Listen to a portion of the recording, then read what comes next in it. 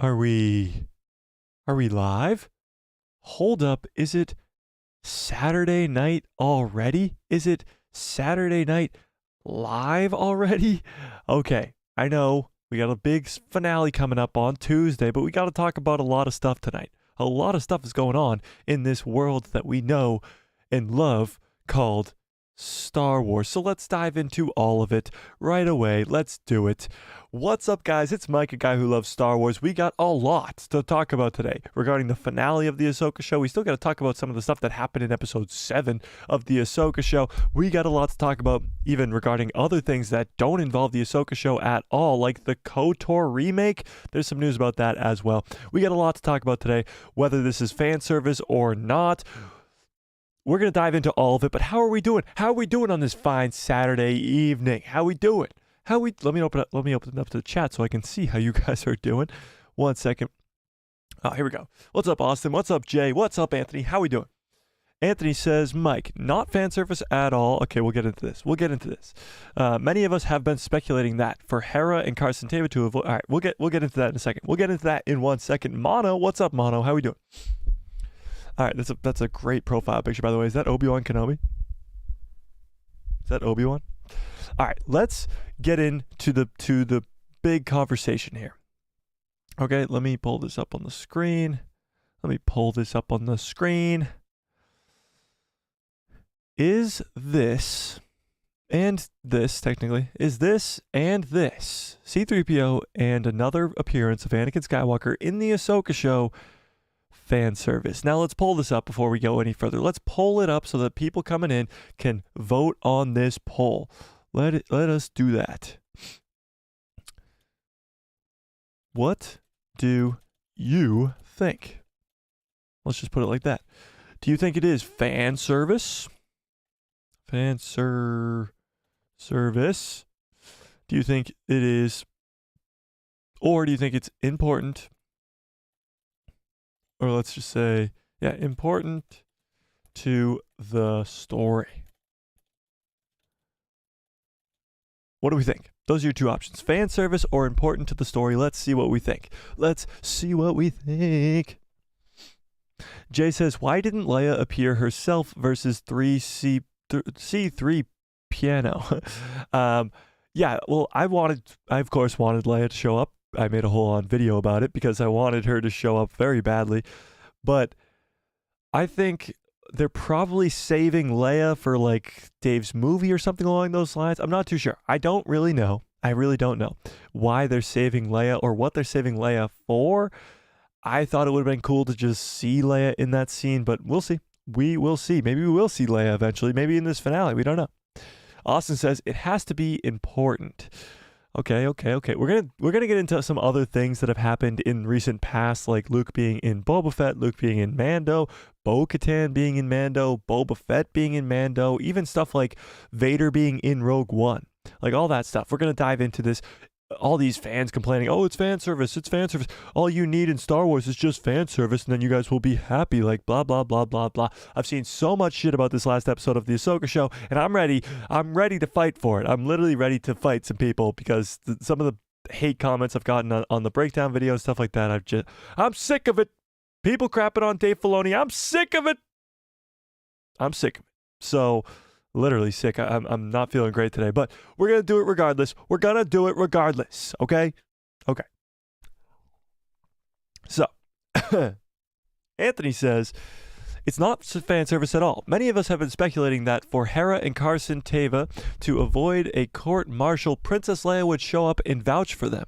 Now, Princess Leia did not show up for them, but C3PO did in her stead. True. He also follows up and says, I only wish that we could have gotten C3PO with a data card and a hologram of a potential CGI'd Senator Organa. That would have brought it home, especially versus Senator Ziono. That's true. That's kind of what I thought was going on there. When he's like, oh, I got this card from Senator Organa, I was like, okay, we're going to see a hologram of her. But no, that's not what happened. Okay? It's not what happened. Cappy says, I want to see Sabine with a pink lightsaber. Okay. Austin says, yeah, we didn't know that Vader was going to be in Rogue One. We didn't know that, but people still say that that's fan service. And the definition of fan service is just completely thrown out the window. Actually, let's start there. Let's look up the definition of fan service. Define fan service. Let's see what Google's got. What the fuck? Okay, never mind. Don't Google that. What the hell? I want the definition of the words. What is this? Wait, hang on. Definition. Jesus Christ. Of fan service. What is this, guys? Don't Google that. Okay, we're not getting the answer to that. Okay, wait. Okay, I think I found it. What? You have to scroll down a little bit when you Google that. Jesus Christ. Okay, fan service. Material added to work or fiction for the perceived or actual purpose of appealing to the audience, used especially for material that is, okay, never mind. That's a different definition. The second half of that is a different definition, but we're going to focus on the first half. A material added to the work of fiction for the perceived or actual purpose of appealing to the audience. So it's to appeal the audience. That's what fan service, by definition, is. Now do the appearances of C3PO and Anakin Skywalker in Ahsoka and Luke Skywalker in Mando and all this other stuff, does that appeal the audience? Yes. But is it service? Is it fan service? Is it only added to perceive an actual purpose of appealing the audience, or is it for the story at hand? Now let's talk about Anakin Skywalker first, because Anakin Skywalker has appeared now in 3 different episodes. In episode 4, he was at the end as the cliffhanger in the World Between Worlds. In episode 5, he was in as this flashback sequence, as the guidance of the World Between Worlds, as keeping Ahsoka alive, all that stuff. And now in this 7th episode, he was there as a hologram. Now, is Anakin Skywalker being in the Ahsoka show fan service? You guys tell me in the chat right now. What do we think? Is Anakin Skywalker being in the Ahsoka show fan service? Just Anakin Skywalker, not anything else, just Anakin Skywalker. Yes or no, and why? Let's hear it. Anakin Skywalker. Now, first, let me give you my take. Let me give you my take first, and then I'll read you guys' chats. Okay. So my take on this is absolutely not, it's not fan service. Anakin Skywalker is the most important character when it comes to the character of Ahsoka Tano. Now, the name of the show, ladies and gentlemen, let's remind some people that the name of the show is Ahsoka. Literally the name of the show. So for Ahsoka's master to show up a few times, it might make a little bit of sense. Now, the people who complain about this are like, oh, you only need Anakin Skywalker to make a show successful. Okay, here's the difference. Anakin popping up in, let's say, Mando would make no sense at all. He has no connection to Mando. He has no connection to Grogu. He has no connection to any of the main cast of that show, and that's why Anakin Skywalker's not in the show. Him showing up in the Ahsoka show is completely different circumstance here. We have the master of the titular character Ahsoka Tano, Anakin Skywalker. So him showing up, of course, makes perfect sense. Now, in the circumstances of episode 4 and 5, when Ahsoka dies, Anakin Skywalker showing up in the World Between Worlds, being the guidance in the World Between Worlds, being that person who helps her stay alive, literally fight for her life. That's the whole gist of the fighting Anakin in the World Between Worlds, is Ahsoka fighting for her life to stay alive. In the last lesson from her master, who is dead, this only makes sense. If she was to see anybody else in the World Between Worlds, it would make zero sense at all. If she were to see Yoda, nope, wouldn't make any sense. Obi-Wan, nope, wouldn't make any sense. Anakin Skywalker is the only one that makes sense. So for those people out there saying that Anakin Skywalker in the Ahsoka show is just fan service and Star Wars fans can only get hyped for a show when Anakin Skywalker's in it, you're stupid. But what do you guys think? Is Anakin Skywalker in the Ahsoka show fan service? Let's see it. Let's see it. By the way, guys, if I didn't mention this already, because I don't even remember, I am not feeling well today. I got a runny nose. I'm extremely exhausted. So if I repeat myself or sound like I'm going insane, it's probably because I am. Okay? This is like the Jordan flu game right here. That's what's going on. Except I probably don't have the flu. I just have a runny nose because I didn't sleep enough last night. But yeah, that's where we're at. Okay.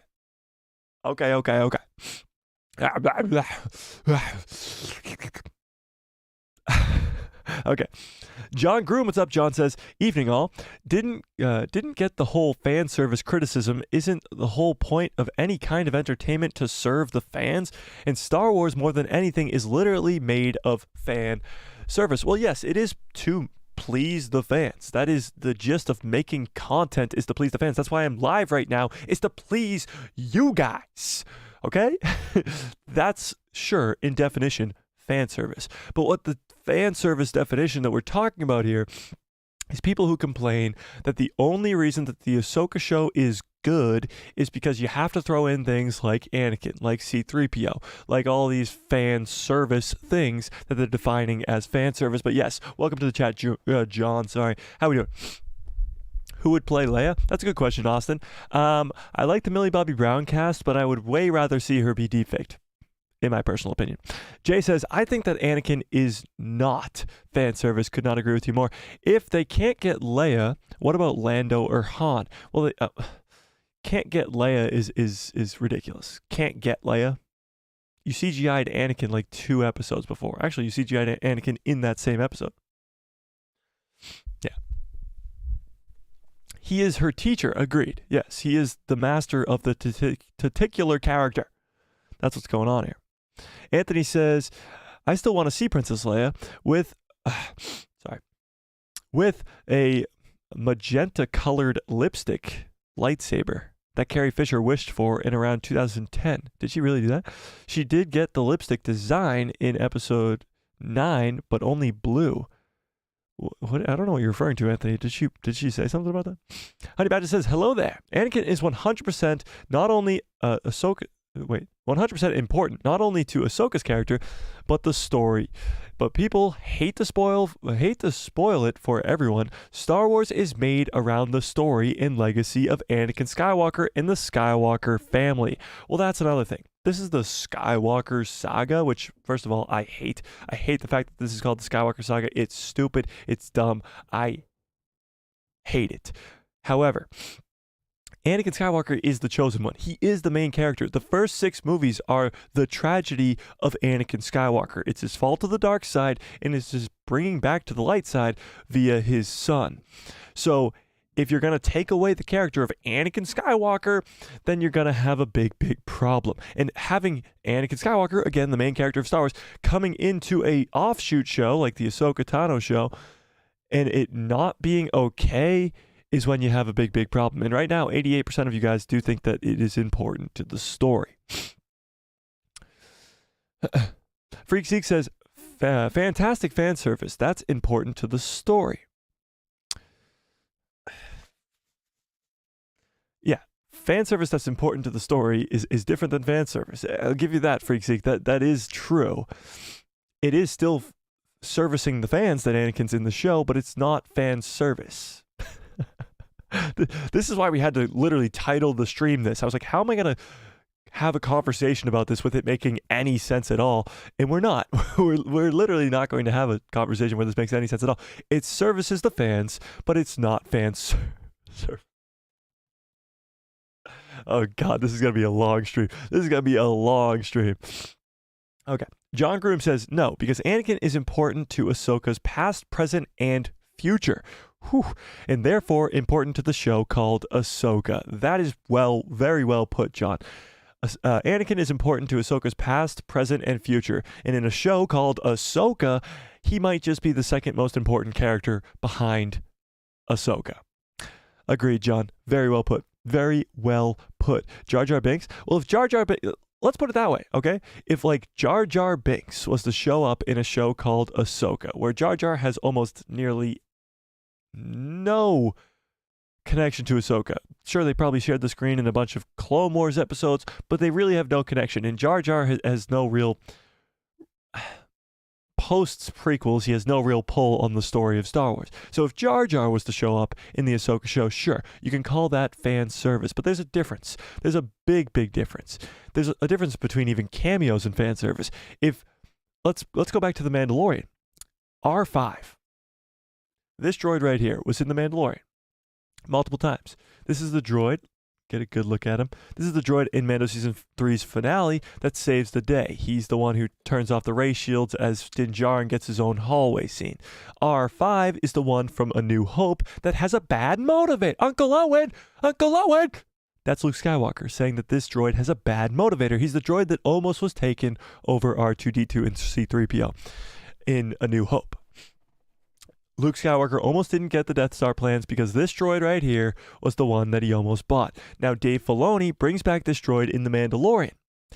Is that fan service? No. Is that a cool little Easter egg? Yes. Now, it's not like this is the main character of a show. They're not making an R5 show. That's not what's going on here. So, if, in fact, Jar Jar Binks was to show up in Ahsoka and become a main character in Ahsoka, if Ahsoka died and Jar Jar, we're getting a little bit ridiculous with this Jar Jar Binks thing, but if Jar Jar Binks was the one waiting for her in the World Between Worlds just to please fans because Jar Jar is a fun, funny character, then yes, that is fan service. But stuff like R5 being a little cameo in The Mandalorian is not. Am I making sense so far? Because honestly, I am kind of listening to myself, barely kind of just going with the motions here. And I don't even know if I'm making sense. Am I making sense at all? Is this making dollar bills, yo? Or is this just going right over everybody's head? Because honestly, it's going right over my head. What do we think? Am I making sense? Is this making any sense? Give me a 1 into the chat if this makes any sense at all to you.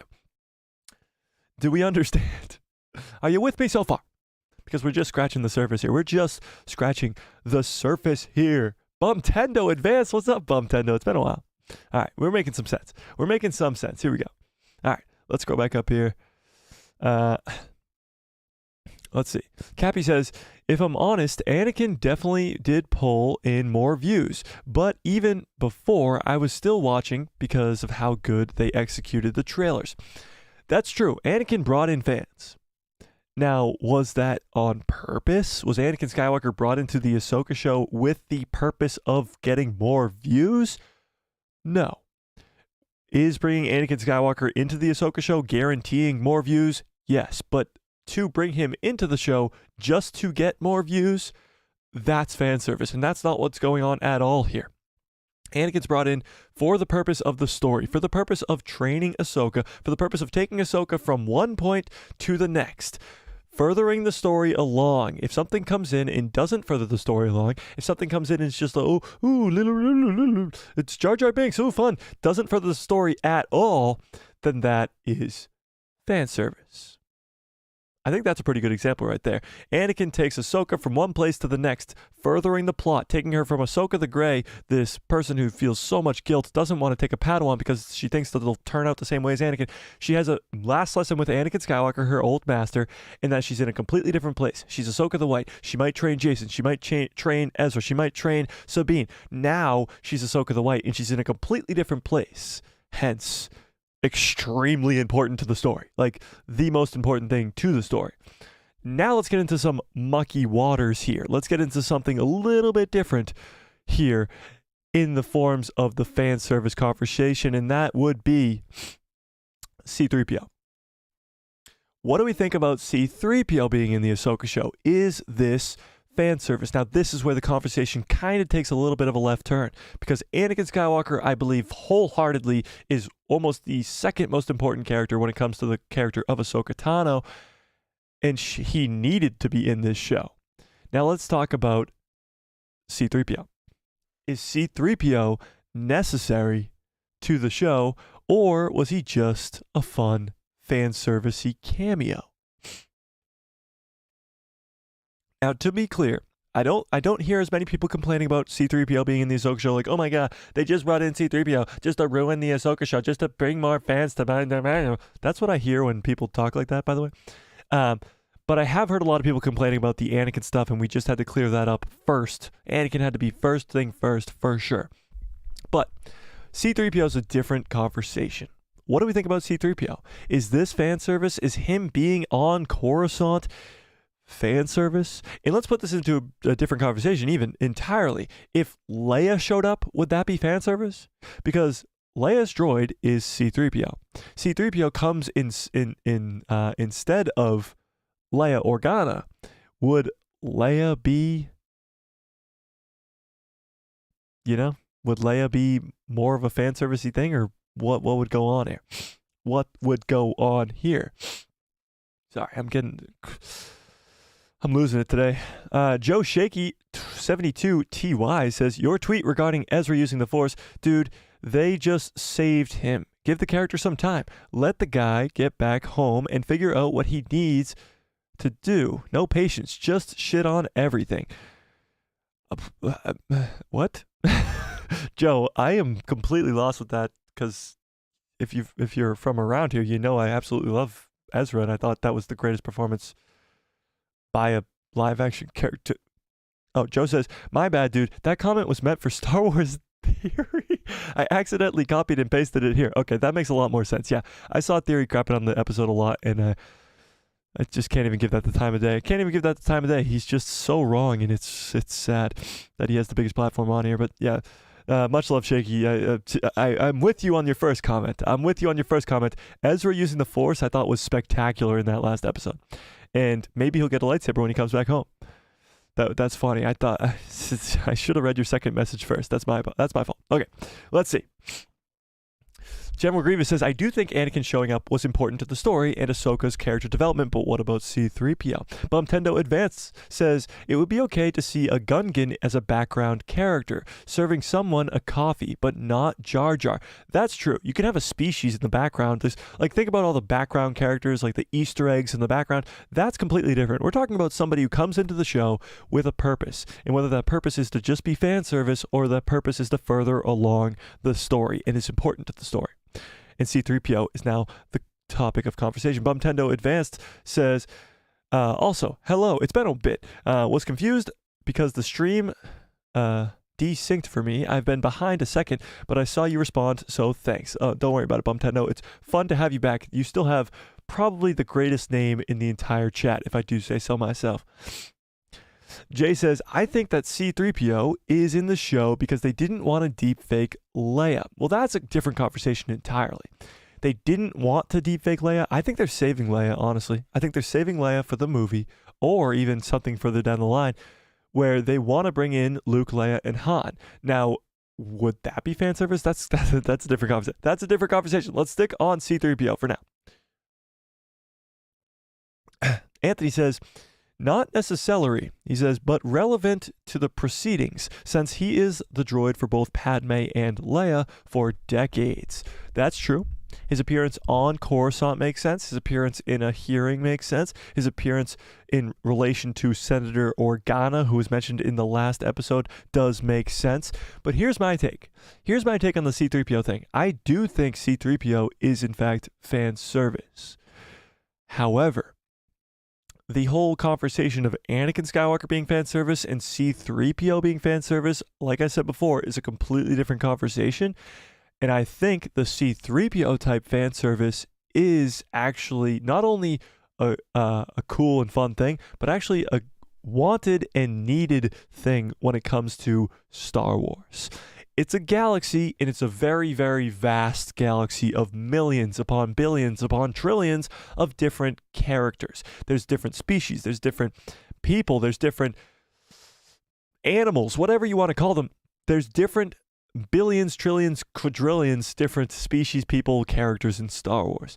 So what makes it more of a closed, connected story is these characters like C3PO, like even R5, like these smaller, minute characters that have smaller, minute roles that have the ability to make it feel like it's one cohesive story. We talked about the Skywalker saga. This is one cohesive story. Episode 1 to 9, everything in between, from Kenobi to Bad Batch to Andor to Mando to Ahsoka to Book of Boba Fett, everything in between is one cohesive story. And characters like C3PO, R5, can't think of another example for the life of me, are great examples of these cohesive characters that really tie in the entire saga to make it one story. Now, yes, it is fan service. I completely agree that C3PO being in the Ahsoka show rather than Leia, rather than anybody else, rather than any other droid, is fan service, but it's not a bad thing. However, I think it's very necessary, especially for a brand like Star Wars. Okay? If you were talking about something like, I don't even know, Harry Potter or something, and you have a whole offshoot, like, what is it? This is going to be way off because I don't follow Harry Potter anymore. I have watched all the movies. I haven't seen, I think I saw the first Fantastic Beast. Let's say in Fantastic Beasts 3, whatever, I don't even know what they're on. Fantastic Beasts 3, let's just say Harry Potter shows up. Maybe too relevant. Let's say Neville Longbottom shows up. I don't even think he's alive at the time of this, whatever. It wouldn't make any sense, and it wouldn't be cohesive to the story, and it would be fan service, and that actually would not help at all. But when it comes to Star Wars, it's a completely different realm of talk. Star Wars kind of just has completely different rules when it comes to anything fictional, honestly, when we're talking about this. But let me see what you guys are talking about. Austin says, Anakin was C3PO's master. That's also true. That is a connection. John Groom says, nothing wrong with a little unnecessary fan service as long as the story still progresses. And the C3PO scene is just that. He actually achieves something but by preventing the court-martial. That's also true, John, and very well put again. It doesn't matter, and there's nothing wrong with a little bit of fan service here and there. Now, the people absolutely complaining about it, saying it's ruining Star Wars, all you guys want is just some fan service things. I said it in my breakdown. It's the first line in my breakdown, actually, is 45 minutes of action. This last episode, episode 7, 45 minutes of action makes you forget that Anakin Skywalker and C3PO were at the beginning of this episode. Because it's not about fan service at all. It's not about these scenes. It's cool to see these scenes. The reactions of people going, oh my God, the C3PO. It's awesome. It's fun to see. It's heartwarming. It's cool. But it doesn't mean that it's the only thing that's important and the only thing that we like. The Ahsoka show has been spectacular. Even episode 5, which of course has Anakin Skywalker in it for the majority of it, is extremely good.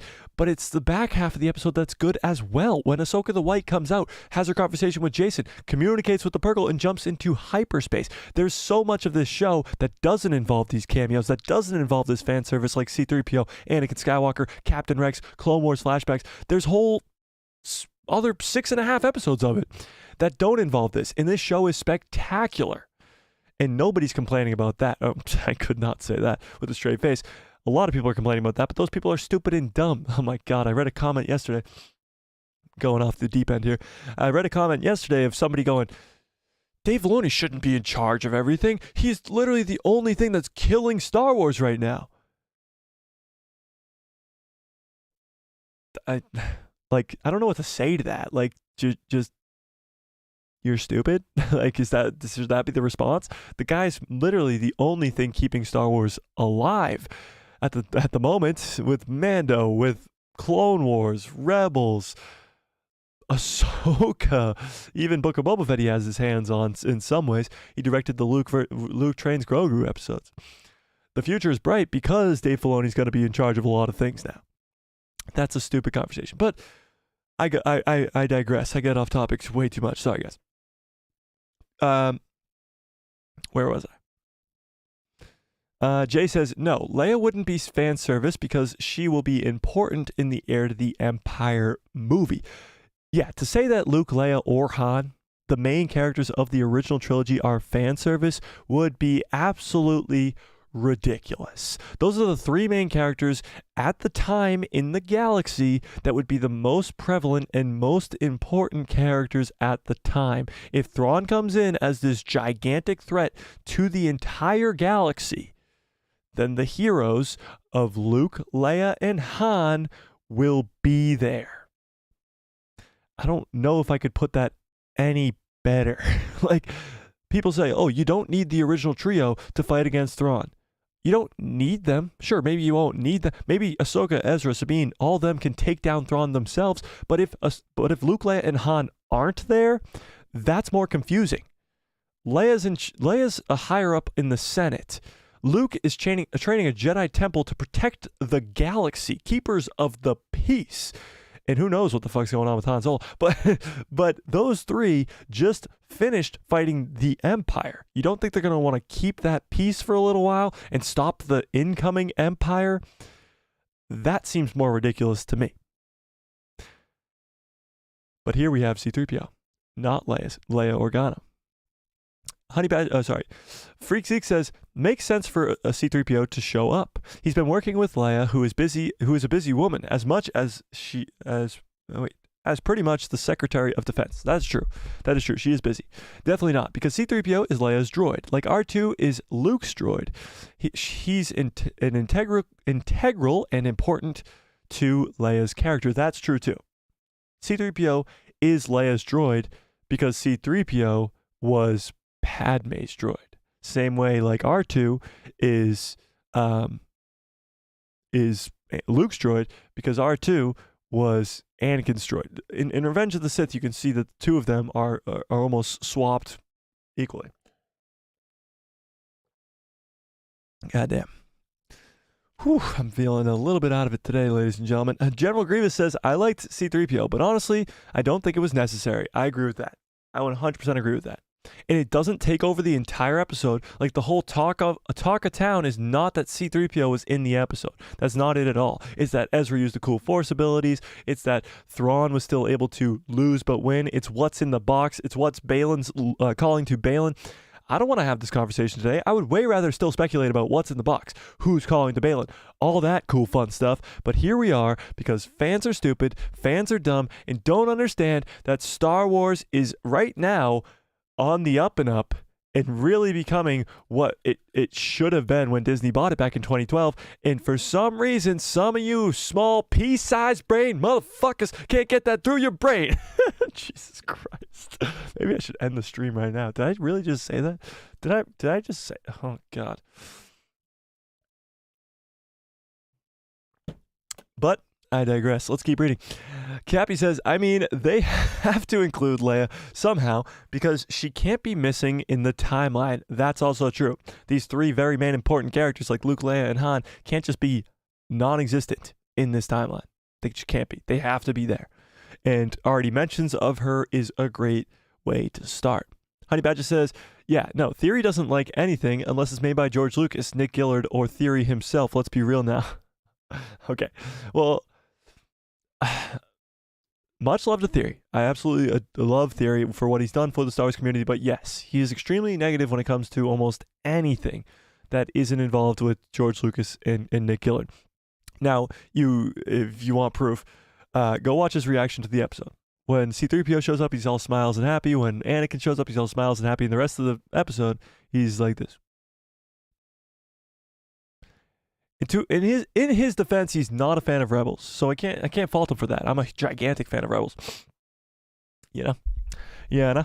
Cappy says, Thrawn is taking over. It's not like Leia should go on a holiday. That's true. That is absolutely true. There's a main new threat in the galaxy. We might want to fight him. You know? Iane? Or is it L? Is that an L or an I? Iane, I think, says 3PO was a great appearance. Also, I think it's building up for a recast of Leia, I'm hoping. As he said, do you know who I am? Who said that? C-3PO said that? I don't remember. But you hope for a recast of Leia? I still want the deepfake, but, you know, it's whatever. 75% of you guys think it's important to the story. Well, 25% of you do think it's fan service. Wow, interesting. Bumtendo says, since stuff is getting flashbacky, I would totally be down for some Grievous rematch or even a Rogue Gallery from the Clone Wars.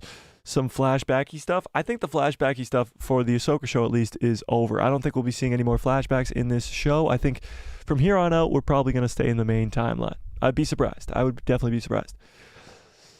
Anthony says, let's be honest, Mike. The sequel trilogy screwed up the characterization so much. Classic Star Wars characters, all of them, should get 5 minutes to shine in the Mando saga. I think the sequel trilogy is a big problem as to us having this conversation right now. As to the problem of what is fan service, what is Star Wars, and what makes sense. Luke, Leia, Han, Lando, Chewie, and all of them should have been in the entire sequel trilogy. Like the entire, if they're broken up, sure, but they should have been at least reunited by the second movie. Like the fact that Lando only shows up in the last film, the fact that each one of the main cast dies in each one of the movies, Han in the first, Luke in the second, Leia in the third, like they took what fan service means and flipped it on its head. fan service now became Han's in the first movie, so is Luke, so is Leia, but they're not together. Han dies. Luke, Leia are in the second movie, Luke dies. Lando and Leia are in the third movie, so is Luke, and Leia dies. Like, that's not fan service. C3PO's in it, R2-D2's in it. These are main characters. They're supposed to be there. They're supposed to be together, but they're supposed to be there. So they took fan service and they just like flipped it on its head, because now fan service has looked like an ugly little thing because of what they did with the sequel trilogy. Does that make sense? Does that make sense? Yeah. Where was I? I do think C3PO is coming up does make sense in the situation. He does make sense in the situation, but Leia makes more sense, if that makes sense. Phoenix, what's up? Phoenix says, I noticed some parallels between Shin and Mara Jade. Palpatine's final command for Mara was to kill Luke Skywalker, and Balin's potential final command for Shin was to kill Ezra and Sabine. Very true, Phoenix. Actually, we're going to read a whole article about that. A whole article about that very, very soon. Very, very soon after we get over this whole fan service thing here. Yeah. Austin says, yeah, Clone Wars is the best. Clone Wars is very, very good. Honey Badger says, people are delusional. They're getting Dave and KK confused. George picked the wrong person to take his place, and that's the only L he ever took. Dave is literally his apprentice, and saving grace for Star Wars itself. Dave didn't see Indiana Jones, didn't oversee Indiana Jones 5. KK did, and look how that turned out. Versus the 8-episode series that Dave has made, which is better. Well, yeah, I mean, Ahsoka by far. But to your point, he did not make Dave Filoni the president of Lucasfilm, because I actually don't think that Dave Filoni wanted the job or was actually ready for the job at that time. I mean, George had only worked with him for about 5 years at the time. So, or maybe even less, 4 years maybe, something like that. And so he didn't know Dave all that well. And honestly, Dave probably wasn't ready for the job either. I think he is now, but I don't think he was at the time. So KK, I still think was the wrong choice, but I don't really know who the right one was. By the way, thanks Sharp Sanders for becoming a subscriber. Thank you very much. And if you guys want to support the channel, of course, you can always become a member. There's that join button next to the subscribe. There's a join button in the description below, all that stuff. We're doing a fun giveaway on Tuesday. This Tuesday, we're doing a giveaway of a Rex Lego head. This is a Vader Lego head. It's very similar, but it will be Captain Rex. Captain Rex. So it'll be Captain Rex version of this Vader Lego head. We are giving that away. If you're a member, it is for free. And right now, you'd have a 1 in 7 chance, if you became a member today, a 1 in 7 chance to win that head. That is happening on Tuesday's live stream in the prediction stream before the Ahsoka show. So don't forget to be there, especially if you're a member.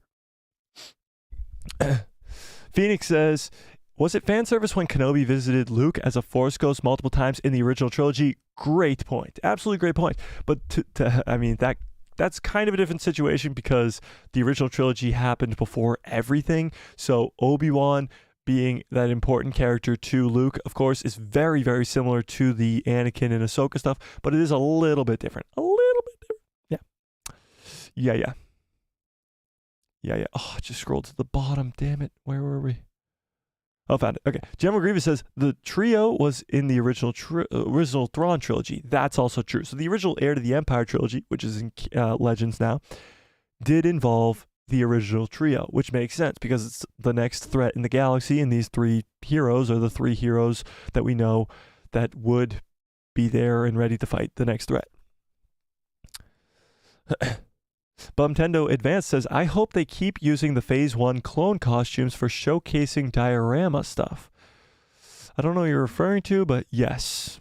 Jay says, well, then why are we talking about fan service, Mike? Just talk about what you want and talk about, what you want to talk about. It's your stream. Oh, that's true. Well, I did want to clear this up, because there are a bunch of people who watch the live streams who have the same opinion. And I, of course, wanted to clear the air and see if you guys were on the same, like, I could have fully came into the stream and put that poll up, and you guys could have all just 100% said it's fan service 100%, it's bad, it's wrong, and this show sucks, and I would have looked stupid.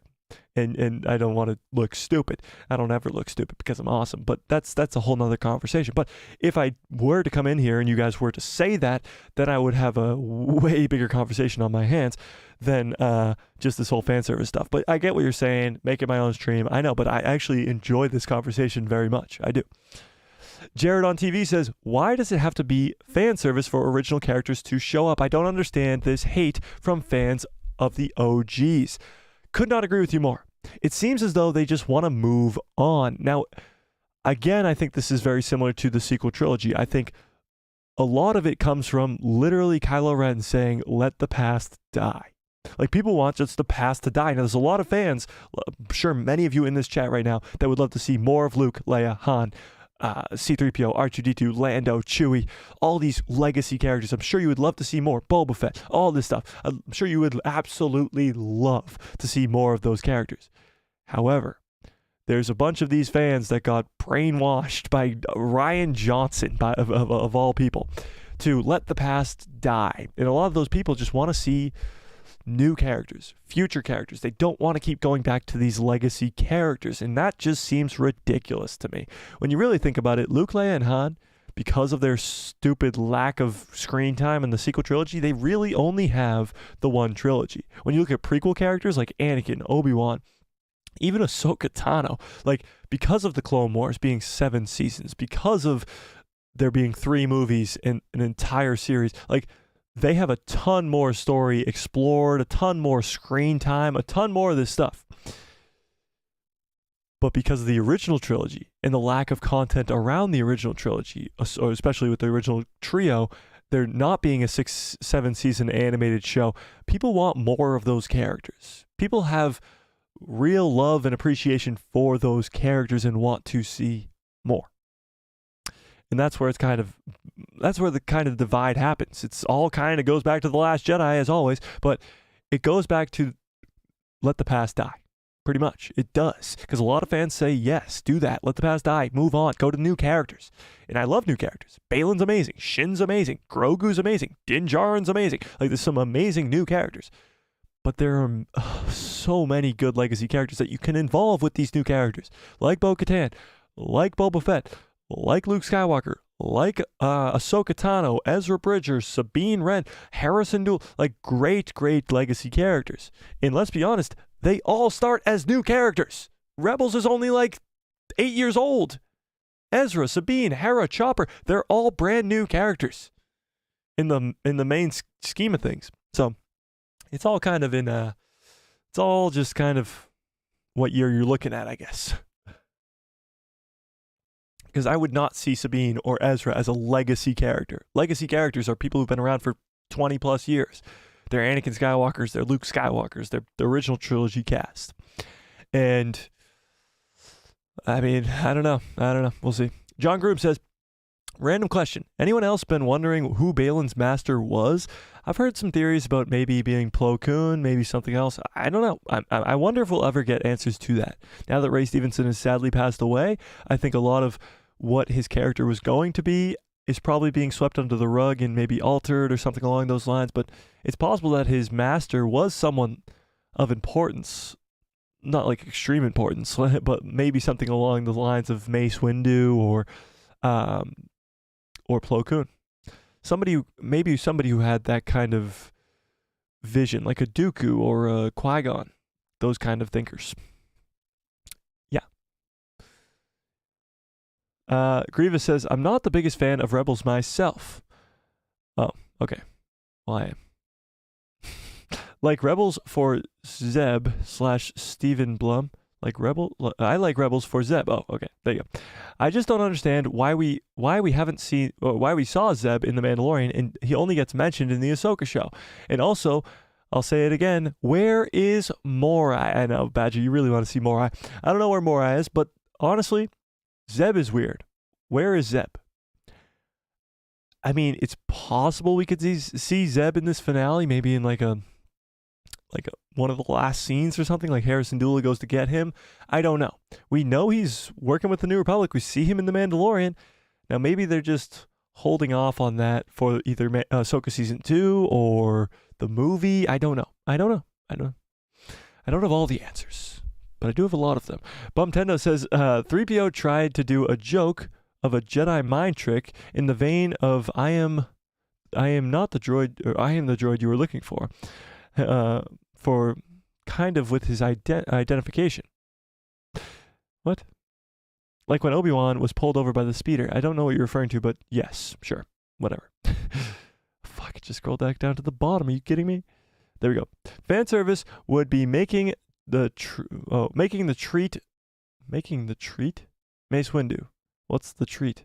Fan service would be making Mace Windu come back. I agree with that. I actually think Mace Windu coming back would be fan service at this point.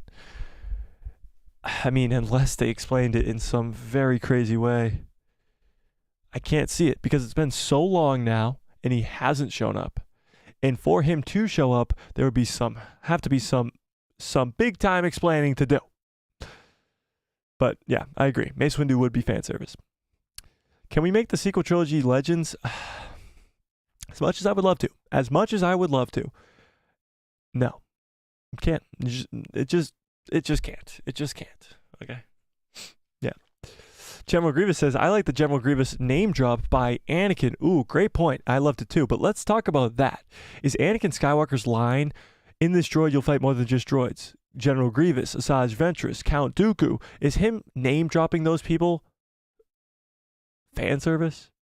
I think that's just ridiculous. I've seen some people actually complain about that. Like, oh, they're just talking about Ventress just to get some Clone Wars fans to get hyped for, like, that's just ridiculous. If this is a hologram from Anakin during the Clone Wars, which it is, training Ahsoka, which it is, he would be mentioning the threats that he's going to go up against. So, yeah, that's just stupid. Oh my god, we got the General? General Grievous needs to return. Yeah, good luck with that. I think we pretty much saw him die in Revenge of the Sith. Maybe we'll get some like General Grievous, like, I'd say in Tales of the Jedi or something, but I don't know. We'll see. We'll see. Jared on TV says, I think they had to use C3PO because they probably don't have the budget with CGI, which if they, wait, what? They probably don't have they have budget issues with CGI, which if they do means that they would have to recast OGs for young actors to make them look alike. I don't know if it's budget problems that they didn't bring in Leia. I think that's just ridiculous. I mean, the budget is really put into this show. Like they went all out with the Ahsoka show. Every scene looks fantastic. The CGI looks so much better than even like The Mandalorian or even like Obi-Wan and stuff like that. Like they really went all out. The Eye of Sion jumping and coming out of hyperspace is the perfect example of it. Like it's so good. But I don't know if like they ran out of money to do Leia. That just sounds bad. That just sounds real bad. Like they can't get the money out to give us Leia. That sounds stupid. Especially if after they've already done Leia before, they must have some sort of baseline. John Groom says, had a thought today that Ahsoka talking to Sabine through the Force last episode is more evidence that she was alive talking to Rey in Rise of Skywalker. That's a good point. Yeah. Ahsoka calls out to Sabine. And it actually sounds very similar to the way that all the other Jedi called out to called out to Rey in Rise of Skywalker. That's actually a great point, John. Ahsoka could have been alive during the sequel trilogy calling out to Rey, and that might have been the explanation for it right there in that last episode. That's a good catch. Yeah. Can George Lucas fire Kathleen Kennedy? No. I mean, George Lucas has no power in that anymore, but I do think Kathleen Kennedy will still be gone before the end of the year, if that gives you any hope. Austin says, maybe next week for the finale of Ahsoka, we'll make it through the mines. We'll make it through the mines? What mines? Oh, the mines outside the planet? I think those are gone now. Cappy says, to satisfy the fan service, they need to bring back Plo Koon. Well, we see Plo Koon die, so that would be a pretty tough one there, but I doubt it. Sharp Sanders, but again, thanks for the subscribe. It says, hello, fellow Star Wars nerd. Am I alone in thinking that whatever is calling to Balin is will become a major threat in the Star Wars universe, and Ahsoka and Ezra and Sabine will have to deal with it? No, you're not probably the only one. I think that's definitely the case. I think that's what's going on. I think whoever is calling out to Balin, whether it be Abeloth, whether it be the Grisk, whether it be the Vong, whether it be some ancient Zepho, whatever it may be, I do think that threat will be the future. The future post-sequel trilogy threat, something along those lines where, yeah, it might be pretty epic. And I don't know. We'll talk about that in a little bit here after we get through this. I really hope Kathleen Kennedy will be fired. Me and you both, Austin. General Grievous says, overall, I'm kind of mixed about Filoni myself. Interesting. He made some things I like and some things I didn't like. He is not a savior of Star Wars, in my opinion. Okay, let me give you my pitch as to why I think Dave Filoni is the savior. Okay?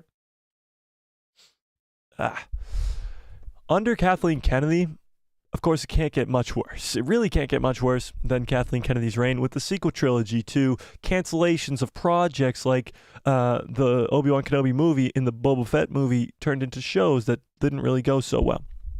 With that stuff, with the cancellation of Patty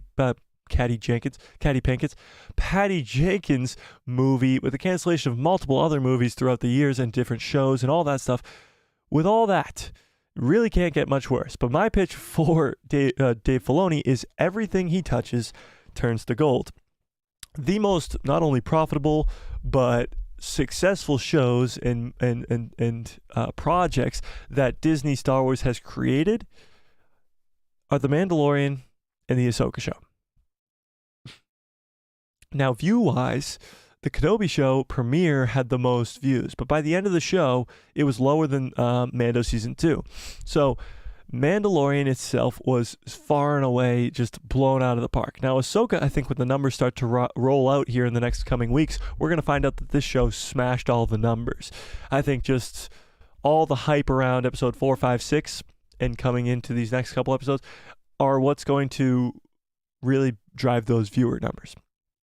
And not only that, but again, I'm a huge fan of Rebels, but go back to the Clone Wars. There's so many people that are either brought into Star Wars or love Star Wars because of the Clone Wars.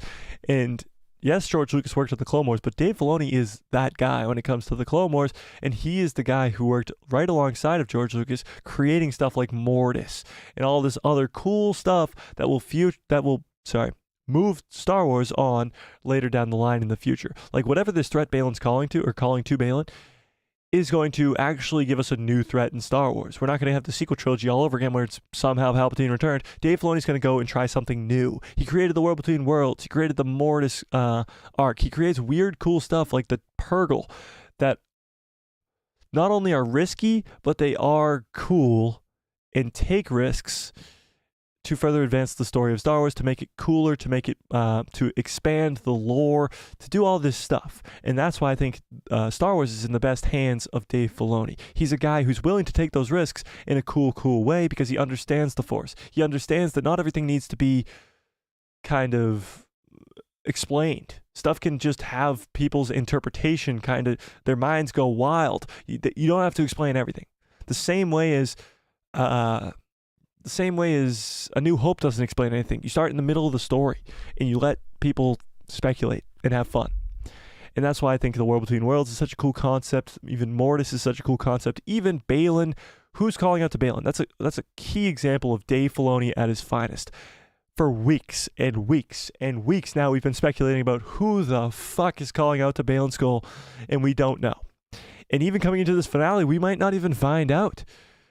Which would suck, but we might not even find out because Dave Filoni loves to do this where he wants to leave it up to the fans' interpretation and speculation because we will find out eventually, but it's so much cooler when we have to speculate week after week after week and come up with these cool theories like Abeloth. Like this, we literally deciphered the writing on the side of this temple and found out it was Kujet. And who the fuck's Kujet? He's an ancient Zepho. And who are the Zepho? They're from Jedi's Fallen Order. Like, it's that cool stuff that Dave Filoni wants the fans to get into. He loves the normie fans and wants to make stuff easy for them to understand, but he absolutely loves the hardcore fans like ourselves who dive deep into this stuff. And that's my pitch for Dave Filoni. Because nobody else, absolutely nobody else in that whole entire fucking company is anywhere close to the creative mind as him or has the ability to do what he does with these taking risks and doing all these crazy cool stuff. You can't tell me fucking, to you Andor fans, which I am a fan of, Tony Gilroy. Tony Gilroy doesn't know Star Wars. He said it multiple times. He doesn't know Star Wars. All those Easter eggs in the background of Andor, they weren't put there by him. He's a good storyteller for sure. He's good with character development and all that stuff, but he doesn't know Star Wars. So you need both. You definitely need both. Yeah.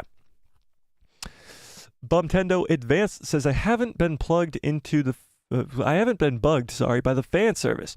I just like more Star Wars and get interested when the new stuff comes out. I agree. I mean, it hasn't bothered me in the slightest, but it's definitely bothered many, many, many people.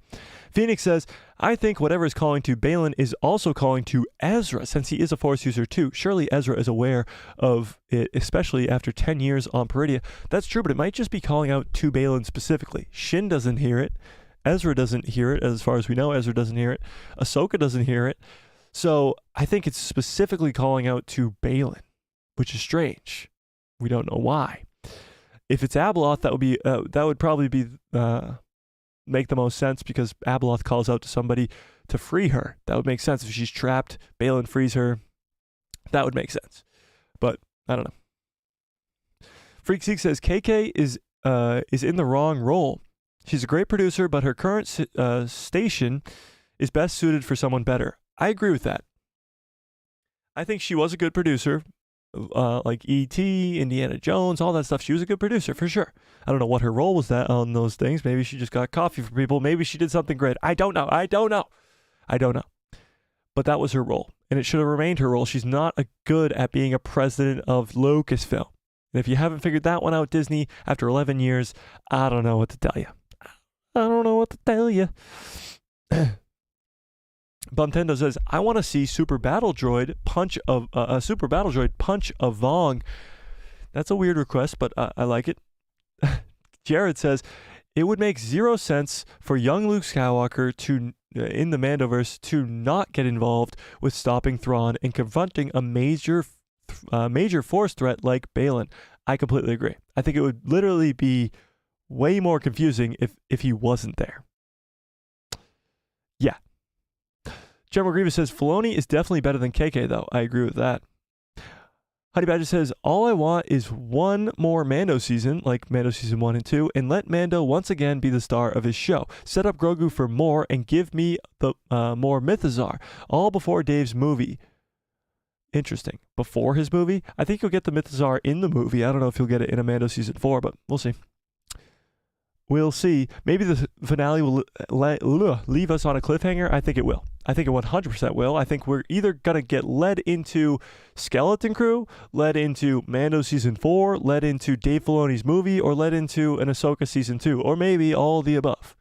It might lead certain characters into Mando. It might lead certain characters into Skeleton Crew. It might lead certain characters just into the movie. Who knows? But I do think it will end on a crazy cliffhanger, and I don't even know what to expect at this point. But I'm out of fucking water. Sorry, guys. Can I get some good cuts follow orders in the chat, please? Jesus Christ.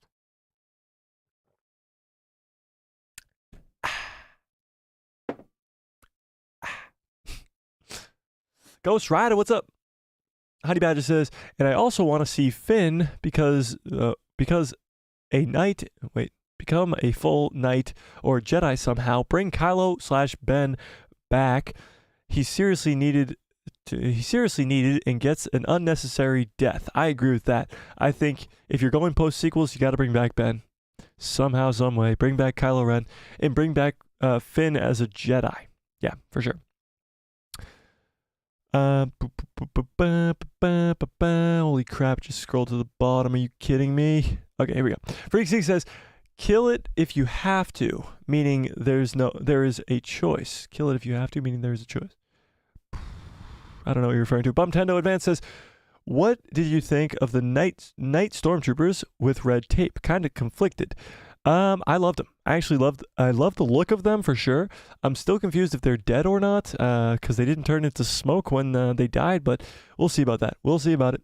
Jared says, if you want to get technical, the Mandoverse is the past that Kylo Ren was referring to, so the OGs would still be relevant.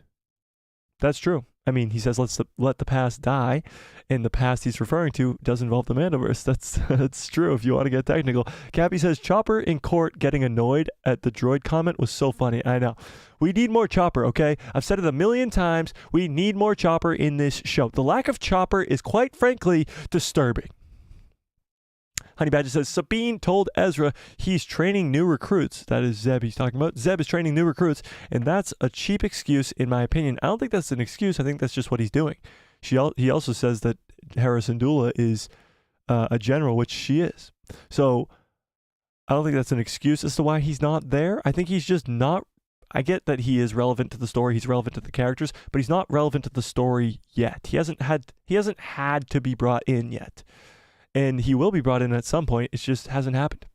Salty Texas Ranger says, it was cool to see Anthony Daniels again, but it was 100% fan service. I agree with that. I definitely agree with that. C3PO was 100% fan service, but a good version of fan service. It wasn't the complainy fan service. But yeah, Anthony Daniels, I saw his post on Instagram. Is very cool. It's cool to see guys who are very cool guys, who are beloved guys by the fandom, like Anthony Daniels, like Hayden Christensen, come back and get to reprise their roles. Yeah, Mace would have had to do some pretty dark anti-hero stuff. If Mace were to ever come back, it would make no sense. Why wasn't he in the original trilogy? Why wasn't he in any of these other shows? Like, he, of all people, would want to come kill Vader or Palpatine or something. He would want to make a difference if he survived, you know? Yeah, Phoenix says Zeb is too expensive to star as a guest role in Ahsoka with this show's budget. So there's probably saving him for season 2, along with characters like Rex, Hondo, Wolf, Callus. Again, I don't think it's more of an issue of CGI or cost. I think it's more of is he relevant to the story at this point? And he's not. Neither is Hondo, neither is Wolf, neither is Callus. And I think Rex and Wolf are probably dead by now.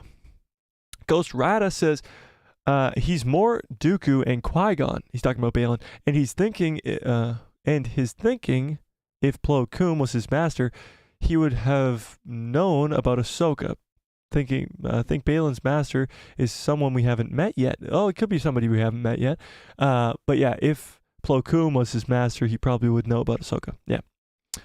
True. I don't think Zeb will show up. I don't think he'll show up in the finale, but I think we'll see him further down the line. Yeah. Bumtendo says, I could kind of imagine a series called Mace, where it opens with a stormtrooper getting thrown out a window. Yes, maybe. Swagger like us. What's up, Swagger says, but it's not Dave Filoni's job to save Star Wars. All his projects have been better than average. Besides Tony Gilroy, there's no creative adjacent. That's true. He is the only one that has been at the level that he's been at the entire time he's been creating. It's true. And it's not his job to save Star Wars. Yeah. General Grievous says, maybe they made the Zeb cameo in Mando Season 3 because they did know that he wasn't going to appear in Ahsoka. That's possible. They wanted to just give us our fix of Zeb for the year. Yeah, it's true. Was I the only one that thought for a slight second that the spider thing in Mando Season 2 captured him was Grievous and he somehow survived? It even coughed like him. A lot of people did notice that it coughed like Grievous, but I don't think people actually thought it was Grievous, but I think it was just you. I think it was just you. Who cares about Rey? You'd be surprised. Who's Rey? You'd be surprised. A Plo Koon flashback seems like it would make sense for maybe an ending note of her story. That's true. Ahsoka does have a connection to Plo Koon, but I think Dave Filoni would definitely have to get his way to do that because he's a big Plo Koon fan. He would have to definitely get his way to do that, but I doubt we'll see him. I seriously doubt it. I'd give it a 1% chance. 1%. Yeah. General Grievous is overall a much better character in Legends EU than he is canon. That's true. General Grievous is very underutilized in the canon stuff. I mean, his only appearance is really in Clone Wars and Revenge of the Sith, so he doesn't have that much time to work around, but yeah, he is very cool in like novels and of other Legends material as well. I bet it's Yaddle calling to Baylan, as this is who I guessed was his former master. Well, Yaddle's dead. We know that for sure. But it's a good guess. Could be Yaddle. Yaddle could be his former master for sure. Yeah. Honey Badger says, I care about Rey. I want her to sacrifice herself in her movie to bring back Ben. She should have died in episode 9 anyway. It should have never been Ben who died. I think it would have been poetic if another Skywalker defeating Palpatine for good. Could not agree with you more. And yeah, I mean, we'll see if that Rey movie ever actually even happens, but we'll see. Ian, what's up? Ian says, the ancient Zepho is the one threat that's been hinted at in universe.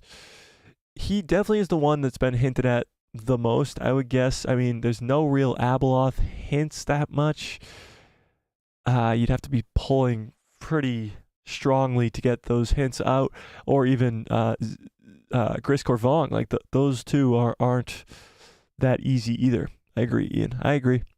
Rey should kiss Palpatine's remains to bring back her father. What the frick? Okay. Freak Z says, I've seen some people upset with Sabine. Upset that Sabine could feel Ahsoka as well as Hera hearing the lightsabers with Jason. Ooh, interesting. Let's talk about this. Might as well have been mad at Leia in episode 5, where she wasn't planned to be a Skywalker. You were talking about like Empire Strikes Back, where you find out that she's Luke's sister. That's true. So, why did Sabine hear Ahsoka? That's a connection between Ahsoka and Sabine. That's their connection through the Force. Very similar to Luke hearing Leia, Luke hearing Vader. Now that's a way stronger connection, but this is a very weak connection. They're at the same planet. They're right outside each other, and he calls to her. Ahsoka's very strong with the Force. Sabine's not, but I think even being one-sided like that, they're able to communicate. Now, the whole Hera Syndulla hearing Jason's lightsaber, or hearing what Jason's hearing with the lightsabers, is very different. Now, this is the world between worlds we're talking about here. You have to remember, not only in Rebels, when Ezra goes into the world between worlds the first time, Hera Syndulla, while she's waiting outside on Lothal, feels, and you actually see Kanan Jarrus behind her, but he's not actually there. He didn't learn how to become a Force Ghost. Feels Kanan Jarrus' hand on her shoulder. Again, she should not be able to feel that. Now she hears the lightsaber duel through the world between worlds in the crashing of the waves like Jason does. Which, again, I think is probably because of Jason Syndulla. Is her son, and not only that, but his connection with his mom. Now, a mother-to-son connection, or mother-to-daughter connection, a motherly bond is something that's found in the real world here. But a motherly bond is something that can't really be described. Now, I don't think Hera Syndulla heard it herself. I think Jason, of course, helped her hear it, but I do think she did hear it. Very similar to her in Rebels feeling the hand on her shoulder. She didn't feel it, but she knows he's there. She senses his presence even without being in tune with the Force. Yeah. Phoenix says, what is the Shin article we were talking about? All right, let's read the Shin article because I got a ton of chats to catch up on still, and we'll get back to those chats, but let's read this article first, okay?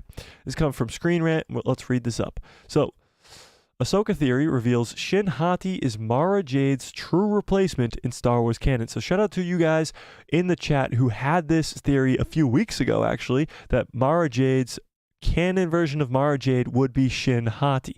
Now, I still thought that we might actually see a Mara Jade in canon, but they could be altering the character and putting her into canon as Shin Hati.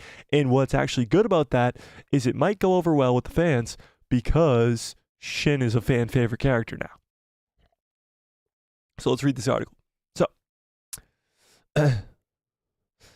Ahsoka introduced Shin Hati as a new character, but a compelling Star Wars theory suggests she is also a canon replacement for Mara Jade.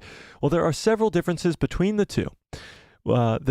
There are also noticeable similarities that hint to Shin filling Mara's role in what is shaping up to be a canon adaptation of the Thrawn trilogy, or the Heir to the Empire trilogy, by Timothy Zahn. This would continue Ahsoka's pattern of balanced old and new ideas of as Star Wars moves towards an upcoming slate of movies.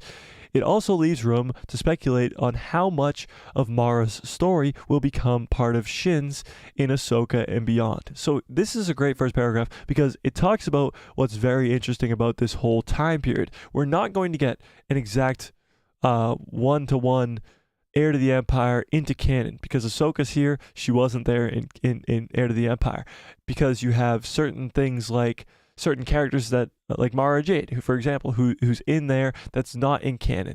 You even have the difference of this new galaxy versus the Thrawn being trapped there versus Thrawn's first appearance in Heir to the Empire. There's already many differences, and it can't be the same because then you just be getting the same story over again. This is something where we can speculate about how similar are certain things going to be and how different are certain things going to be. And if Shin is a canon version of Mara Jade, how is she going to be a canon version of Mara Jade? Is she going to turn to the light side? Is she going to fall in love with Luke Skywalker or Ezra Bridger instead of Luke Skywalker? And that's the fun stuff we can speculate about. So, Mara first appeared in 1991's Star Wars Heir to the Empire, the first book of the Thrawn trilogy that introduced Grand Admiral Thrawn. She was once the Emperor's hand and served Palpatine without question, but after he died at the Battle of Endor, she went into hiding and became a smuggler. Although Palpatine's last command was for Mara to kill Luke Skywalker, she begrudgingly helped him against Thrawn, and eventually the two fell in love and were married. Mara's story may be exclusive to Legends continuity, but there are many different ways for Shin to replace her in canon after Ahsoka. So that's pretty much the TLDR on blah blah blah blah blah blah blah blah. Guys, I'm losing it today. I already told you. I just spilled water all over myself. Damn it. Okay. Go away. Okay. So Mara Jade starts off as the Emperor's hand. Emperor dies. She turns to into a smuggler and then helps Luke fight Thrawn, turns to the light side, marries Luke, has kids, all that stuff. So that's Mara Jade. Now, where are the similarities with Shin? Shin and Mara are both young female Force users who work as hired guns in the post-original trilogy timeline, with Shin as a mercenary and Mara Jade as a smuggler.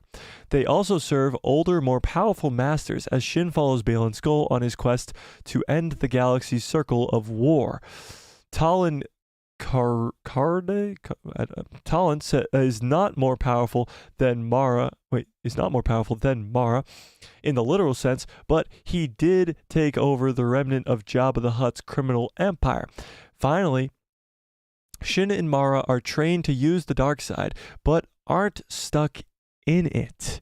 And they both have a tough exterior with a lot of heart beneath it, which is this very sentence is very interesting. Finally, Shin and Mara are trained with the dark side but aren't stuck in it. Neither of them are really dark side people. They have that sort of light inside. Well, let's see. So, episode 7. Guys, I cannot compute. Okay, episode 7, Dreams and Madness, hinted that Ahsoka Tano may help Shin Hati redeem herself, which would make her even more like Mara in Legends. Luke was eventually able to get through to Mara and train her as a Jedi, and the two later married and had a son named Ben Skywalker. Shin's rivalry with Sabine Wren suggests that the Mandalorian could get through to her, just like Luke did with Mara in the Thrawn trilogy. Now, will Sabine and Shin get married and have kids? Remains to be seen. Maybe even... Oh, wait, sorry. Where was I? Oh, if she does turn to the good side, she could join the heroes in the fight against Thrawn. Maybe even Luke himself. She could be trained as a Jedi by Ahsoka or Luke. Now, will she still fall in love with Luke? Will she still fall in love with somebody else like Ezra or even Sabine? But let's answer this question. Why Shin Hati replacing Mara Jade would be good for Star Wars? Well, it would be exciting if Mara returned to Star Wars. Shin replacing her is ultimately better for the franchise. Characters like Thrawn could easily have their stories reworked to fit the canon timeline, but the same can't be said for Mara Jade. Her role as the Emperor's hand, her relationship with Luke Skywalker, and many more crucial aspects of her story would not work in the canon of Star Wars. Having Shin fill her role brings back elements of Legends, but does something different with them to create a new character. Ahsoka's Shin Hati can be a great canon replacement for Mara Jade, though it remains to be seen how much their stories will overlap. Again, the finale, last episode of Ahsoka, comes out on Tuesday. So, what do we think about this? Do we think Shin could be this canon version of Mara Jade? Let's end this last poll and let's start up a new one. Shall we? So 76% of you, by the way, thought it is important to the story, and only 23% of you thought it was fan service. So let's pull this up. Is Shin a canon version of Mara Jade? Yes or no? You tell me. You tell me. You tell me. Let's see. What do we think? What do we think? What do we think? The EU is free real estate, says Dave Filoni. That's true. Shin was killed by Kylo in the Knights of Ren. It's possible, Ian. That would be a bummer, but it is possible. You never know. Shin is a Korean last name as well. Oh, I did not know that. Oh, right. Ezra. Wait, what? I guess, wait. Salty Texas Ranger says, okay, I guess I could accept that Shin as a Mara Jade replacement, providing that there's a hardcore scene between Shin and Luke Skywalker. Oh, right. Or Ezra. Okay. Jesus. Shin marries Luke. I doubt it. Mara Jade equals Black Widow. Shin Hati equals Yelena.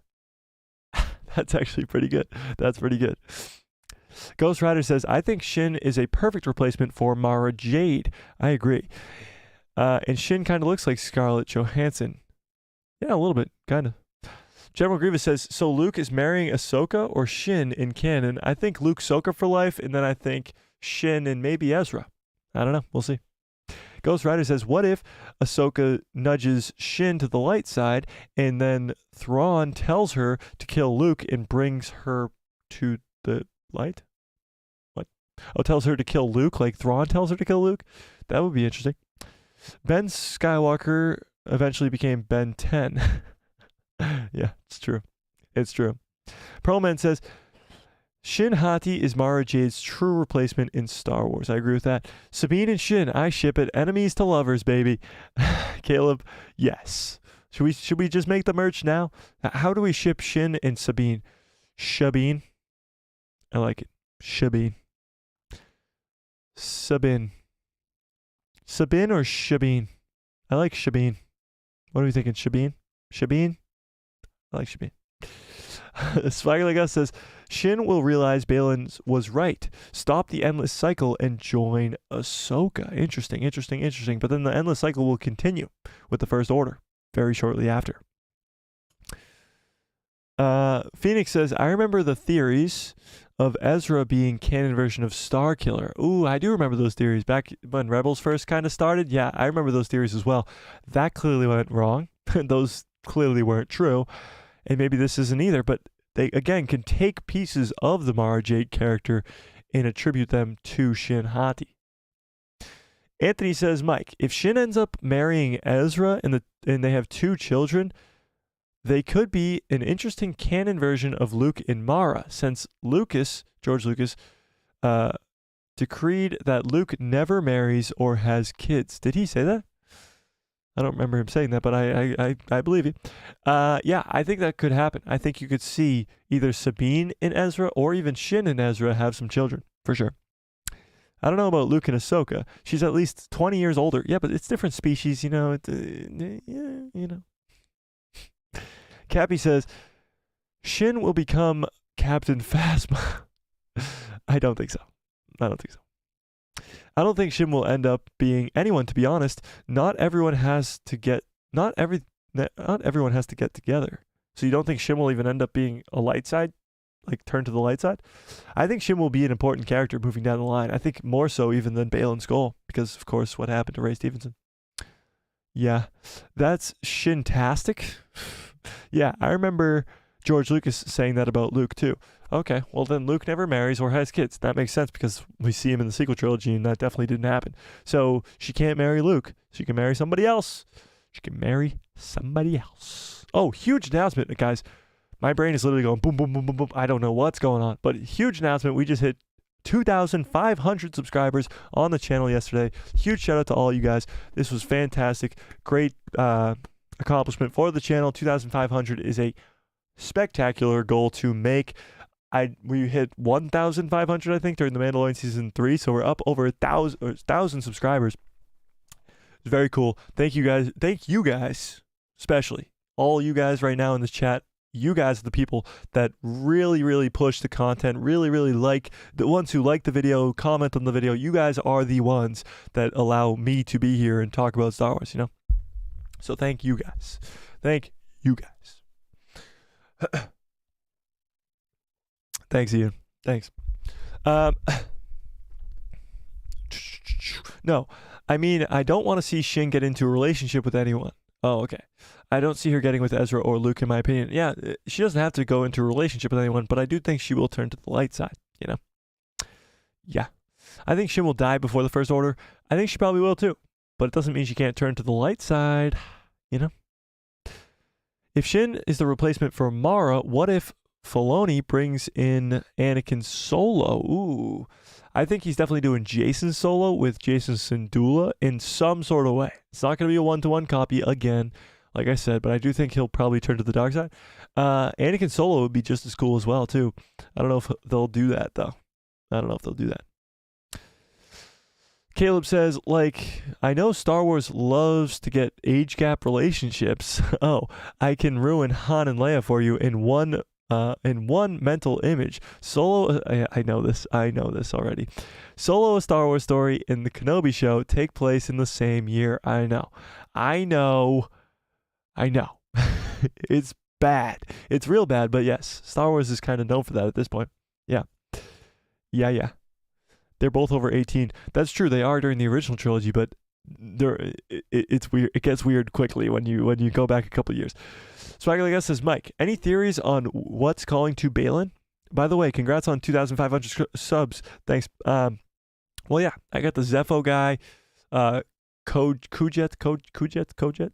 I made that full video on that. Abeloth would still be damn cool. I think it's unlikely because she's so scary and overpowered, but it does still seem likely that it could be Abeloth. And I mean, the Grisk and the Vong are always a good answer because the Grisk and the Vong add a whole new species, a whole new very, very, very intelligent, advanced, powerful species that would be a big, big threat for the post-sequel world. But also an ancient Rakatan would be pretty cool too. And it would make sense for Baylan's line of going back to the beginning. The Rakata are back at the beginning, you know? Yeah. Honey Badger says, I think so as well. I see her at least helping Ezra, Sabine, and Ahsoka fight against Thrawn. She clearly doesn't like the witches. I know. Every time there's witches on the screen, she's like, more witches. She doesn't blink, so she's like, more witches. This girl is a really good actor. My eyes are killing me. Oh my God. We should count how many times Shin blinks throughout the entire Ahsoka show. Somebody get on that. Oh, God, my eyes hurt now. Ian says, Hera would whoop Jason's behind if he ever showed dark side tendencies. What if Hera dies? There's nothing that says that Hera Syndulla has to survive. I think actually Hera Syndulla will die, in the loss of his dad and his mom at a very young age will cause him to go down a dark path. Thanks, General Grievous. John Groom says, Shin may not even know what the Sith are, and therefore not even know the distinction between the light and the dark. I think she definitely knows the distinction between the light and the dark. I just, to your point, she doesn't know who the Sith are. Yeah, that's a good point. That's a good point. Leia kissed Luke, and that's legal in the. Is that legal in the Republic? I guess so. I mean, they're both not arrested, so yes. Yes. Salty Texas Ranger says the Republic is the West Virginia of the galaxy. Okay. Hera could die, which would lead to Jason's down the dark paths, especially if he finds out Ezra tapped into the dark side with Maul, and could even go use the War Between Worlds to bring Hera back, since it was teased. Ooh, interesting. I still don't think that's how the War Between Worlds works. And I know Ezra brought Ahsoka back, but that's different. I still don't think that's how the War Between Worlds works, but yes, I think you could see Jason go down a dark path, for sure. Yeah. Bring on the Yuuzhan Vong. I agree. Bring on the Yuuzhan Vong. Ghost Rada says, if Abeloth shows up, do you think they will get the rest of the Mortis gods? No. The Mortis gods are all dead. We see them all die. So no, I don't think so. I think you will get a canon version of them, though. Like Anakin's the father, Leia's the daughter, and maybe Maul's the son, or somebody else, we don't know. But if you get Abeloth, I think you won't see the other Mortis gods. Maybe there's like a painting of the other Mortis gods where she is or something to get like us nerdy fans going, but we'll see. The Rakata were canonized in Andor, which shocked me, to be honest. Yeah, they were canonized in Andor for sure. And I think when we go back, like to the Dawn of the Jedi movie and stuff, we'll probably get more of them. Yeah, I don't know. We'll see. We'll see. I think the Rakata are very, very cool. They were extremely powerful when they were in power. If we go to the Old Republic and get the Starforge and stuff, again, more stuff towards the ancient Rakata. Yeah, we'll see. Yeah. He's in tune with the World Between Worlds. That's true. He does hear the World Between Worlds. Yeah. It's Rakata time. I agree. Jason will be Chopper's apprentice in the dark side. Yeah. So if Hera dies, then Chopper's his only mentor, and we know Chopper's just a freaking, I mean, a menace to society. Jesus, easy for me to say. Jay says, what if old dead Night Sister spirits are calling out to Balin to possess him and create a force-using army like in Rebels with Maul? Oh, interesting. Interesting. That would be cool. That would definitely be cool. Because this was once a Night Sister kingdom. So that would make sense. That would be in line. I don't know. We'll see. Ian says, I didn't like the Yuuzhan Vong. Sorry. I don't need to apologize. The Vong are cool, but they do have a weird, like, if you don't like them, you don't like them because they're weird. Like, they're weird. They're just weird. Like, they're all organic and stuff like that. That's kind of weird if you don't like that kind of stuff. Yeah. Ghost Rider says, Chopper probably committed more war crimes than all Clone Wars. Yeah. He's got like over 50,000 kill count in Star Wars. So, yeah, he's definitely up there for the kills for sure. All right, let's dive into this other article I got pulled up here because I'm going to have to get on out of here soon. I'm not feeling it today, guys. I'm sorry. I'm just not feeling it today. Ahsoka just teased one final twist for Shin Hati's character. Okay, now this is again talking about her going to the light side, but let's read this article first. Ahsoka's penultimate episode set up a potential final twist for Shin Hati. All right, let's go down here. Throughout Ahsoka, Shin Hati's been faithful to her master, but mostly in the dark about his purpose on Peridia. So aren't we all? Episode 7 proves she has no part in Balin's plan when he instructs her to kill Sabine Wren and Ezra Bridger and take your place in the coming Empire. When she questions why he wouldn't help, he answers, your ambitions drive you in one direction. My path lies in another. The problem, however, is the coming Empire has no place for Shin, as Thrawn is only using her and Balin and had every intention on leaving them behind in Peridia. To make matters worse, Shin ultimately failed to defeat Ezra, Sabine, and Ahsoka, leaving her alone and defeated. Again, she's on her way back to the Chimera on a little wolf thing, and everybody else is probably going to be gone by the time she gets there. However, before retreating, Ahsoka offered her help, offering her hand, very similar to Kylo in Last Jedi. Shin appears to consider it before making her escape. She did really think about it for a minute. She did, but then she turns and runs the other way.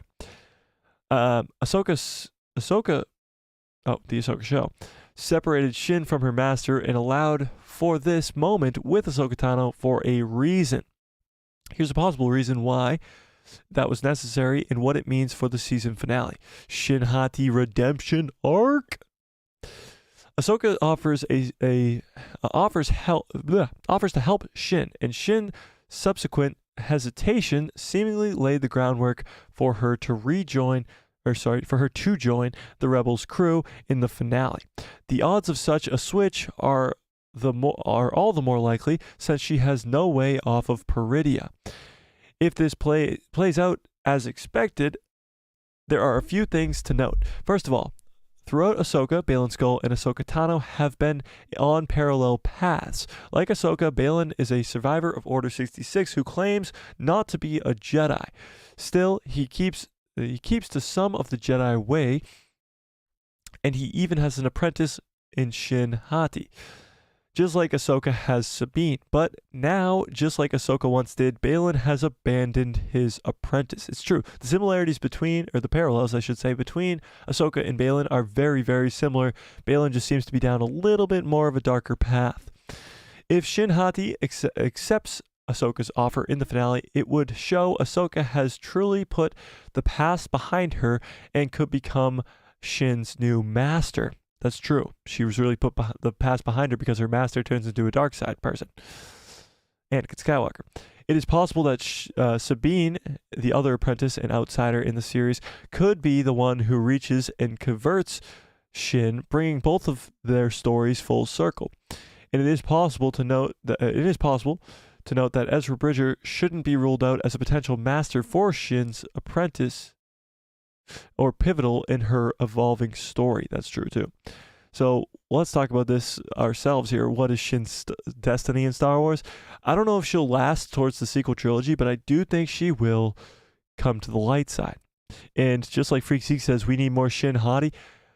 A lot of people love this character, like really fell in love with this character, and that's a really good sign. She's a beloved character, and her coming to the light side and expanding her story after the Ahsoka show, her story moving forward past the Ahsoka show, is a good thing. Let's see what you guys are talking about here. Let's see. They are lizards with snake weapons. What? What are you talking about? I have no idea what you're talking about. Cole Reader, what's up? Cole says, any chance the potential canon version of Abeloth could be tied with the Night Sister magic? That could be possible. Could be possible. Caleb says, I think stuff like that is only legal if intentional. There have been instances of a family who were separated at birth. Okay, Jesus Christ, let's stop talking about that. Chopper is a maniac, that's true. Salty Texas Ranger says, maybe the big threat could be a Scottish gangster who tried to kill the Scottish gangster who tried to kill Han Solo in The Force Awakens. I don't know who you're referring to, but yes. Honey Badger says, ooh, Lightside Shin would be awesome. And maybe she'll become more of a gray Jedi like Ahsoka, more balanced instead of being more in tune with the dark side of the Force. Well, now you're looking at multiple characters. You're looking at Ahsoka, who has kind of a gray Jedi feel. Ezra Bridger, who's gone to the dark side, to the light side, is kind of a balance between. You have even Sabine Wren, who's more of a Mandalorian, but also a badass, dark side, light side, kind of balanced in between. Now you have Shin Hati, kind of balanced in between. Now you have Grogu, who we've seen choke people, who we've seen do some pretty bad stuff, kind of in between. You can start a whole-ass Jedi temple of like gray Jedi right there. Between Ahsoka, Shin, Ezra, Sabine, Grogu, Jason Syndulla. Like, you can start something there. You can really start something there, which would be awesome. Yeah. Oh, frack. Where did that go? Maybe in the finale, Shin will go to the dark side. I think she'll come to the light. Austin Cappy says, Shin walked away, but I feel like she will come back to save the day. I do think she will actually help for sure. I think she'll help the heroes in the end. I still think the heroes are going to take the huge L next week, like gigantic L. Like this humongous L, they're going to take it. General Grievous says, it would be interesting to have Shin Hati's redemption arc. Agreed. Ghost Rider says, I think it would be better to have her redemption in the movie.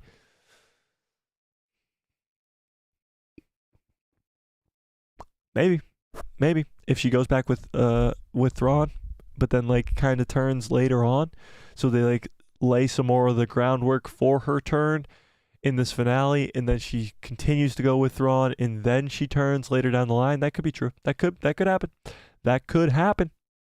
John Groom says, why do you think Baylan has a green kyber crystal on his belt and Shin has one in her hair? That's a great question. I made a whole short on this, I think yesterday or something like that. It's a good question. So it's possible that it was their old kyber crystals. Maybe they both had green lightsabers at one point. I'm not too sure. Maybe it was somebody they killed kyber crystal. I don't know. I really don't. But it is definitely something of importance. They wouldn't just both have green kyber crystals on them for no reason. There has to be something there. But I don't know. It's a good question, John. Cappy says, Shin will copy Axe Wolves in Mando. I don't know what you're really referring to. Axe Wolves in Mando? Takes over like Bo-Katan's army? Is that what you mean? I don't know. Imagine if Shin Hati becomes Abeloth. That would be insane. I doubt it though. Like you said last night, Mike, with the love and acceptance of Baylan and Shin, it gives me a lot of hope that Jude Law's Jedi character will be the same way in Skeleton Crew. Hopefully Skeleton Crew is received well. That's true. Yeah. Dave Filoni's really good with these new characters, and Dave Filoni will be an executive producer on that show. Salty Text Stranger says, it appears that since the fans love Shin Hati, the fandom is not as misogynistic as KK wants it to be. It is funny, because people talk about Sabine and Hera Syndulla and Shin in this show, and at the same time, you got KK calling the Star Wars fans misogynistic, so we'll see. Caleb says, sorry, pre-law dropout. Oh, really? Didn't mean to make it weird. It's okay, Caleb. That's cool. It's funny. Yeah. Let's not forget about Cal. He's also a great Jedi, and that taps into both sides of the Force. That's true, too. Cal Kestis could be a part of this as well. I actually think Marin's going to be a key part in maybe Dave Filoni's movie, even because she's a Night Sister. She's a good guy Night Sister. And if these crates are truly filled with Night Sisters, then we'll have some Marin stuff for sure. I like Shin way too much for that. For what? For her to die? I'm confused. Cole says, redeemed by Luke in the movie? I don't think she'll be redeemed by Luke. I think maybe Ahsoka, if anybody. Or Shin. Or Sabine, because of the connection there. I don't think Luke really has a connection to her at all, obviously, so I don't think so. Cappy says, Shin will marry Bib Fortuna and become Shin Fortuna. That's a good one. Yeah. Ian says, I could see Shin becoming more like Rook in the original Heir to the Empire. That's also true. She could be like a mix between those two characters, Rook and Mara Jade. Yeah. Jay says, what if Shin kills Thrawn and takes over his army? When is Jedi 3 coming out? Jedi 3 still doesn't have a release date. I would guess either the end of next year or 2025. Early 2025. I don't know. One of those, I'd guess, because we're getting Star Wars Outlaws next year, early next year, so they wouldn't release another game for at least 6 months. So I guess either late next year or the year after. But to answer your first question, what if Shin kills Thrawn and takes over the army? I seriously doubt it. Many fans would be upset. Thrawn is set up to be the heir to the Empire, and I want to see more of that. Yeah. Steve Owens was up. Steve says, when did KK call the fans misogynistic? Well, she didn't outright call the fans misogynistic. There's many different instances where J.J. Abrams, now this isn't Kathleen Kennedy herself. Again, guys, I am so out of it. So J.J. Abrams is the only one that comes to mind when he was on the late night show, or Jimmy Fallon. He was on some show, and he says that people didn't like Rey because she's a whammon. So like there's stuff like that all over the place under Kathleen's regime. Now, I'm not saying she came out and literally said Star Wars fans are misogynistic. Of course she didn't say that. That would be ridiculous for her to say as the president of a company trying to run Star Wars fans and please Star Wars fans.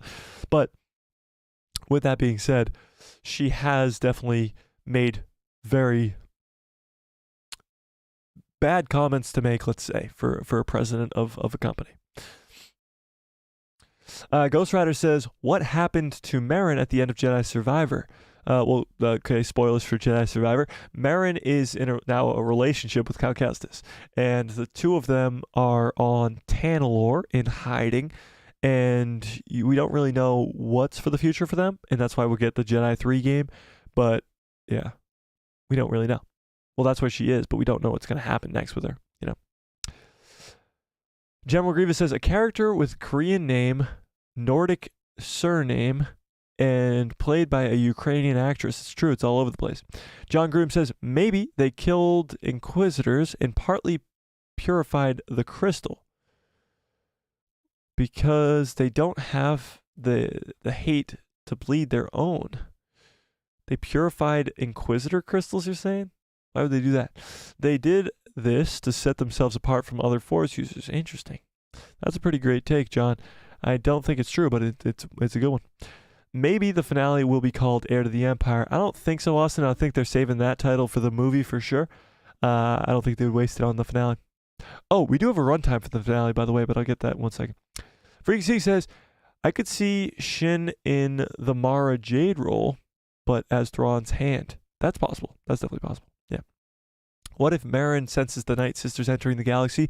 That could be true. We don't know what like Night Sisters connection's like. I don't know. Isn't that already the title of Filoni's movie? It's not specifically titled Heir to the Empire yet. It doesn't have a title yet, but I'm guessing it will have that title. All right, let's talk about this runtime, and let's end this poll because I want to hear your guys' thoughts on this runtime, and we'll poll it up. So, do you think Shin a canon version of Mara Jade? 66% of you do say yes. That's fascinating. Okay, let's talk about this runtime because I wonder what your guys' take on this is. Harrison Duel is trending on Twitter. That's cool. Okay, let's take a gander at this real quick here. Wait, what? Wait, what? Okay, here we go. Let's take a look-see. Take a look-see here. There we go. Here it is. So, are we upset about this? 46-minute runtime, okay? Let me pull this up, actually. 46-minute runtime. What do we think about that? Is this too short? Question mark. Is it too short? Yes or no? Simple as that. 46 minutes. Last week's episode was 45. 46 minutes. What do we think? 46 minutes. It's actually, it will actually be about 42. Well, yeah, it's 42, 46 including credits. So 42 minutes, 46 including credits. Last week's was 39 and a half-ish, 45 including credits. Yes, absolutely too short. Okay. Possibly end credit scene. Yes, possible end credit scene for sure. Yes. What do we think? Too short? Not too short? Let's take a look at some other finales, Disney Plus finales. Now, of course, this could be wrong. I mean, this guy is usually right. This guy is almost always right with these run times, but he's always been off by maybe a few minutes. We'll see. But let's take a look at some of these other run times, other finale run times. So let's go to The Mandalorian first. Mandalorian Season 1, finale, 50 minutes. So off by 4 minutes. 50 minutes for Mando Season 1. Mando Season 2 finale, 48 minutes. 2 minutes off. So everybody who loves the Mando Season 2 finale, Luke Skywalker shows up, saves the day. It's an amazing episode. 2 minutes off. 2 minutes. So that's that. Mando Season 3 finale, 42 minutes. So the Mando Season 3 finale was actually 4 minutes shorter. So that was a spectacular finale, too. Agreed. With that hallway scene with Din Djarin, with the fight between Din and Moff, with the whole battle of Mandalore. That stuff was very, very good. Only 42 minutes. Let's take a look at Boba Fett. So you got, for Mando, it was 50, 42. No, 50, 48, 42. Those were your finales. Let's take a look at Boba Fett. Where the fuck is Boba Fett? They hide Boba Fett on Disney Plus for some reason.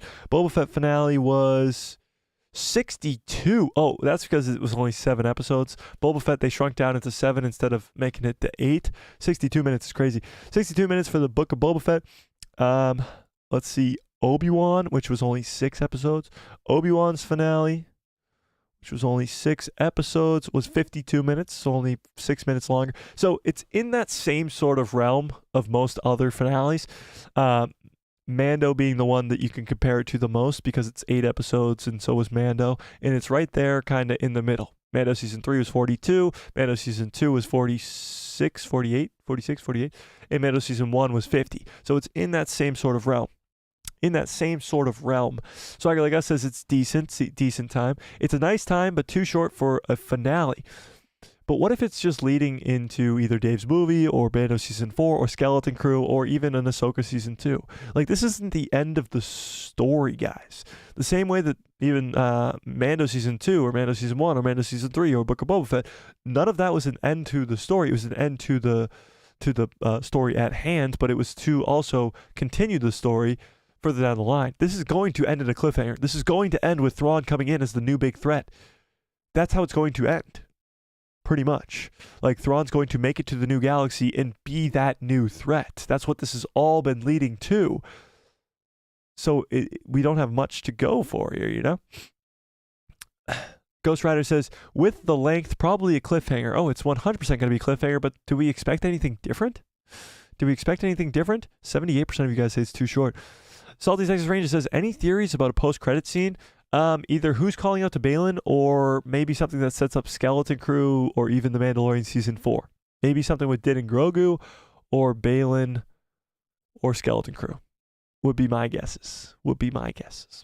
Freakseek says, wish it was an hour, but I'll take 40 plus minutes. I agree. I think this is in a pretty good time. Of course, I would love freaking 2 hours, but beggars really can't be choosers. If it's an incredible 46 minutes, I'm not going to be sitting here complaining. That's for sure.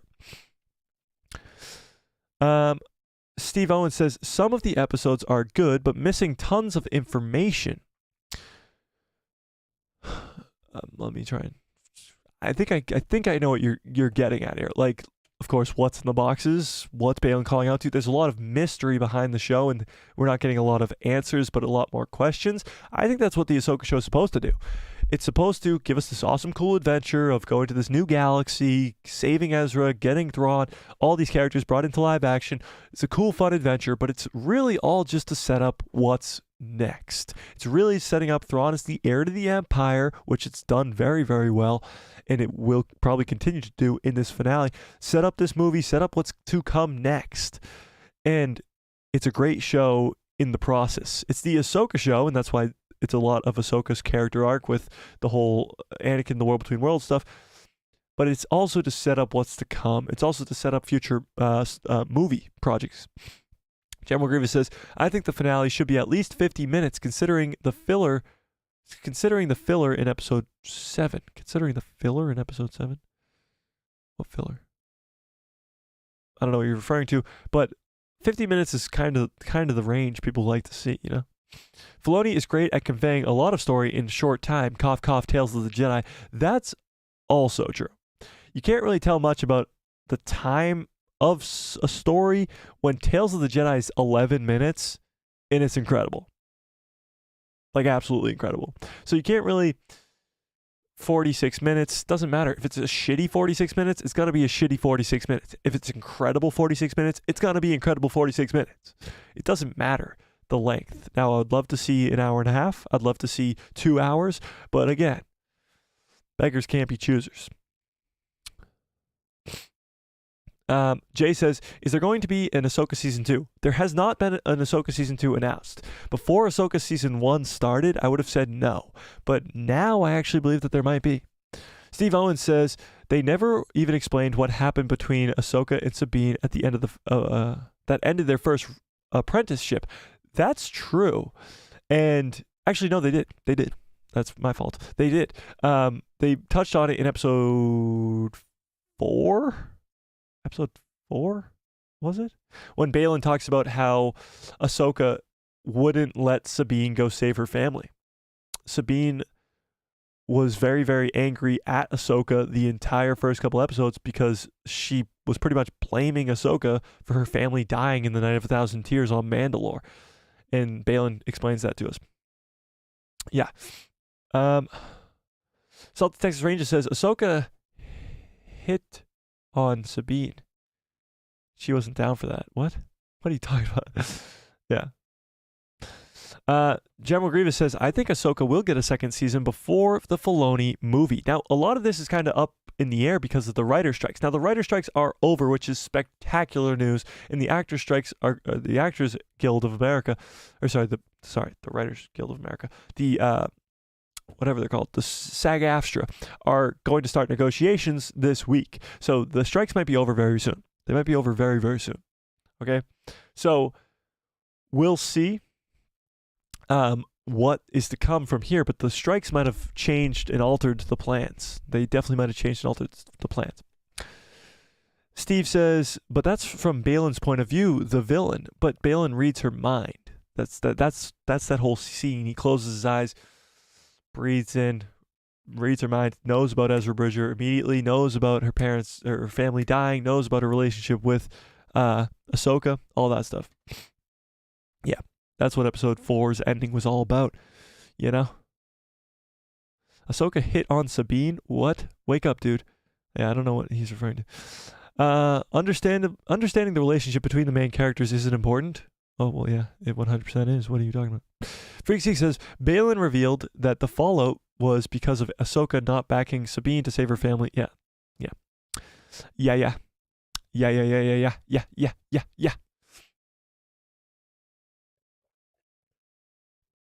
It's kind of something that was like explained kind of like as we just went through the story, you know? It wasn't like explained fully, but it was explained, you know? You know? It was a good explanation because Sabine being on Lothal,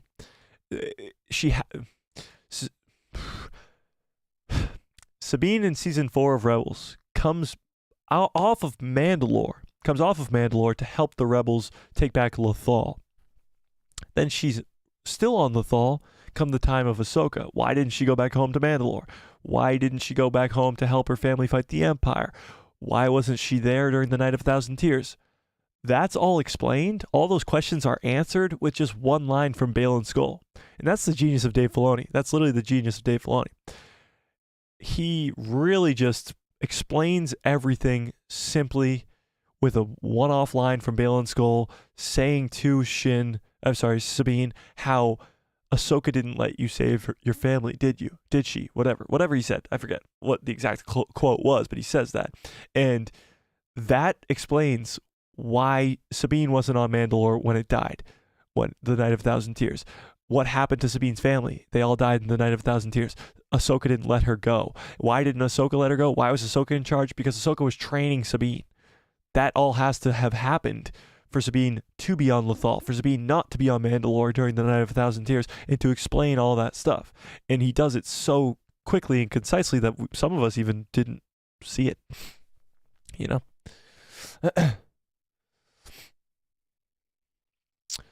Ghost Rider says, that's just my personal opinion. Of course, it's not as important to the story, especially since they got over it. I guess it wasn't that important to the story, but it was important enough for Baylan to describe to us, you know? Freakseek says, Ahsoka, I go where I'm needed. Sabine, not always. That's true. That line, too, said that as well. She goes where she's needed, and Sabine bites back with the not always line.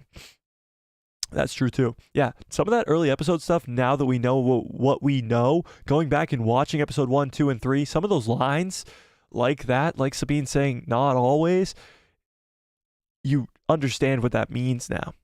Steve Owen says, why didn't Ahsoka want Sabine to go?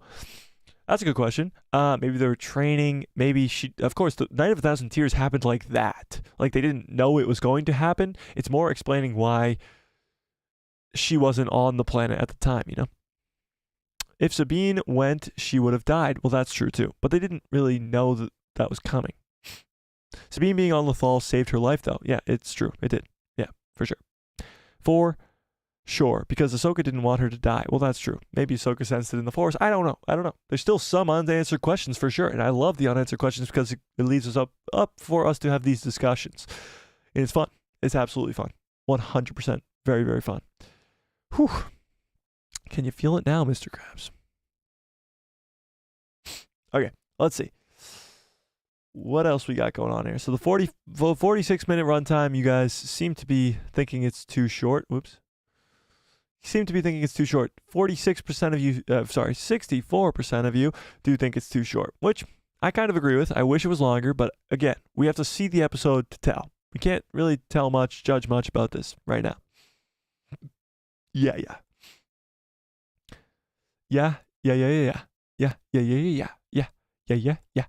All right. Anybody got some last minute predictions for next week's episode? Of course, we'll talk about predictions more. We didn't really talk about much predictions today. We'll talk about more predictions on Tuesday during the prediction stream. On Tuesday, we're doing a giveaway on that during that stream. If you are a member, which we have 6 amazing members right now, you have a 1 in 6 chance to win this. I'll pull it up right now. You have a 1 in 6 chance to win this Captain Rex Lego helmet. It's about 1,000 pieces, I believe. 1,000 pieces. 1,000 pieces. Yeah, it's 1,000 pieces, something like that. It's 1,000 pieces. It's a very cool Lego set. I have a Boba Fett one and a Vader one right behind me. Right here, this is my Vader one. This is my Boba one. And you will automatically get a chance if you are a member to win this giveaway. Now, we have 6 members right now. If you become a member up until Tuesday, up until we literally do the giveaway, you have a 1 in 7 chance, or however many we have at that moment, that chance to win this helmet. So that's going to be awesome. That'll be a very fun stream on Tuesday. The finale, the final prediction stream before the finale. That'll be a lot of fun. We'll predict what's in the box. We'll predict who's calling to Balin. We'll do all that stuff. And we'll do this amazing, cool giveaway. Hopefully we break the record. The record is now 54. Insane. 54 is the record. At the start of Ahsoka, it was 22. We over doubled our past record. The Ahsoka show has done wonders for this channel and for the community around here, in growing the community, and it's a lot of fun. So to give back to you guys for being amazing, for becoming members, of course, and the endless support that you guys do, you of course get instant access to a 1 in 6 chance of winning this awesome, cool thing. I want to get to the ability where we can give away lightsabers and other cool things like that. When a Star Wars game comes out, being able to give away the game, giving away consoles, stuff like that. But we'll of course need to get to a higher amount of members, of course, for obvious reasons. Yeah. Okay, let's see. How will Bo-Katan feel about Sabine not helping defend Mandalore? I'm sure she'll be pretty upset about it, but Bo-Katan wasn't there either. Now, I know she helped defend Mandalore afterwards, but Sabine was kind of doing her own thing. She was on a mission for Ezra. Jay says, I think that the night troopers can die, but they can get resurrected after they fall. Ooh, interesting. So you mean like they can just keep getting resurrected over and over again? That'd be cool. I don't know. We'll see. We'll see. Freaky says, Ahsoka would have gone full Yoda in exile if Sabine died on her watch. Anakin being Vader was already making her distant. That's true. If Sabine died as her apprentice, she might go full Yoda, or even Luke from Last Jedi, and people would hate it. Imagine, that would suck. Swagger Like Us says, Bo-Katan and Ahsoka keep in touch, so she'll probably warn her allies prior to the attack, but she can't warn her allies if she's not in the galaxy. That's the thing. We don't know how Ahsoka, Ezra, and Sabine are going to get home. The Purgle are gone, and Thrawn is the only way out. So we'll have to speculate about that even more on Tuesday as well. Yeah. General Grievous says, I wonder if the night of Thousand Tears is actually a Tolkien reference to the Battle of the Unnumbered Tears from the Silmarillion. Silmarillion? Silmarillion? I don't know. I don't know. I've seen Lord of the Rings. I've read The Hobbit and I think Fellowship of the Ring, but I'm not that into Lord of the Rings, so I don't know. Maybe it's a maybe it's a fun, cool nod to that. I'm not too sure. But it's possible. It is definitely possible. Let's end this poll. 64% of you guys, 63% of you guys think it is too short, but we'll see. Depends on how the 46 minutes last. What if Ezra can call the Purgle to Peridia to take them back to the galaxy? Well, if Ezra could do that, Jay, if Ezra could have just done that the entire time, then he wouldn't have been stranded here for 11 years, now would he? South Texas Ranger says maybe there are Purgle eggs in the Purgle graveyard, and when it hatches, they can train it to fly back. Well, that would take a while. I'm sure that would take quite a long time, and I doubt that that's what's going on, but I love the effort. I love the effort for sure. All right. We're about at 2 hours here. We're going to get on out of here. I'm just not feeling the greatest today. Sorry for a little bit shorter stream. I mean, we've gotten to the point where 2-hour streams are shorter streams. That's crazy. Okay, so much love to all of you guys for being here on this amazing Saturday night. You guys are the absolute best. Watch out for some shorts tomorrow. I don't know if I'll be able to. I'm not feeling great tonight, so I might not be able to create this video that I'm thinking about making. So that might come out on Monday. So tonight you might just, tomorrow you might just have to deal with a short from me. Just a short. The shorts have been doing very good, so thank you guys for watching those. You guys are the absolute best. The greatest community in Star Wars is right here with the people who love Star Wars, so can't thank you guys enough. Ghost Rider says, if Skeleton Crew, oh, thanks for the hearts, guys. If Skeleton Crew is supposed to be about exploring the other galaxy, then that's how they could get home, in my opinion. I do think they might get stranded there too, Ghost Rider. I do think they might get stranded there too. Thank you for streaming. No, General Grievous, thank you for streaming. Wait, that doesn't make sense. You're welcome. Bye, Mike. Much love. Feel better. Oh, thanks, Jay. I hope I will. I think I just need some rest, you know? Sometimes you just don't get enough sleep. You just don't feel like that great. Just need some rest, you know? Just some rest, you know? Yeah. Take care, dude. May the force be with you. You too, John. Let Mike cook. Yeah, we'll cook on Tuesday. We'll cook on Tuesday for sure. All right. Much love to all of you guys. Smash a like on this video if you haven't yet. If we got 21 people here, there best be 21 likes on this video. 14! Are you kidding me? Smash a like on this video, hit subscribe, and hit that bell so you get notified every time I post a video in my pretty face. Will show up in the recommended feed of yours. There's 15. Oh, we got 15. Oh, now you guys want to like the video? Hey, let's hit that like button, people. Please. Much love to all of you guys. You guys are the absolute best. 17. And may the force be with you. Always. Where's that stupid button? Are you kidding me? There it is. Found it. The Purgle will return. We'll see. We shall see. 18 likes. Let's keep that going. Let's keep it going. Let's get to 20. Let's get to 20 before I get out of here. Let's get to 20 before I get out of here. Let's get to 20. Let's do it. 19. One more. Can I get one more? Please. One more. Does the button change every time? No, it just hides itself. You know, Jay? It just hides itself from me every single time. 20. Let's go. All right. You guys are the absolute best. I hope you have a great rest of your evening, a great rest of your lives, and good night, everybody.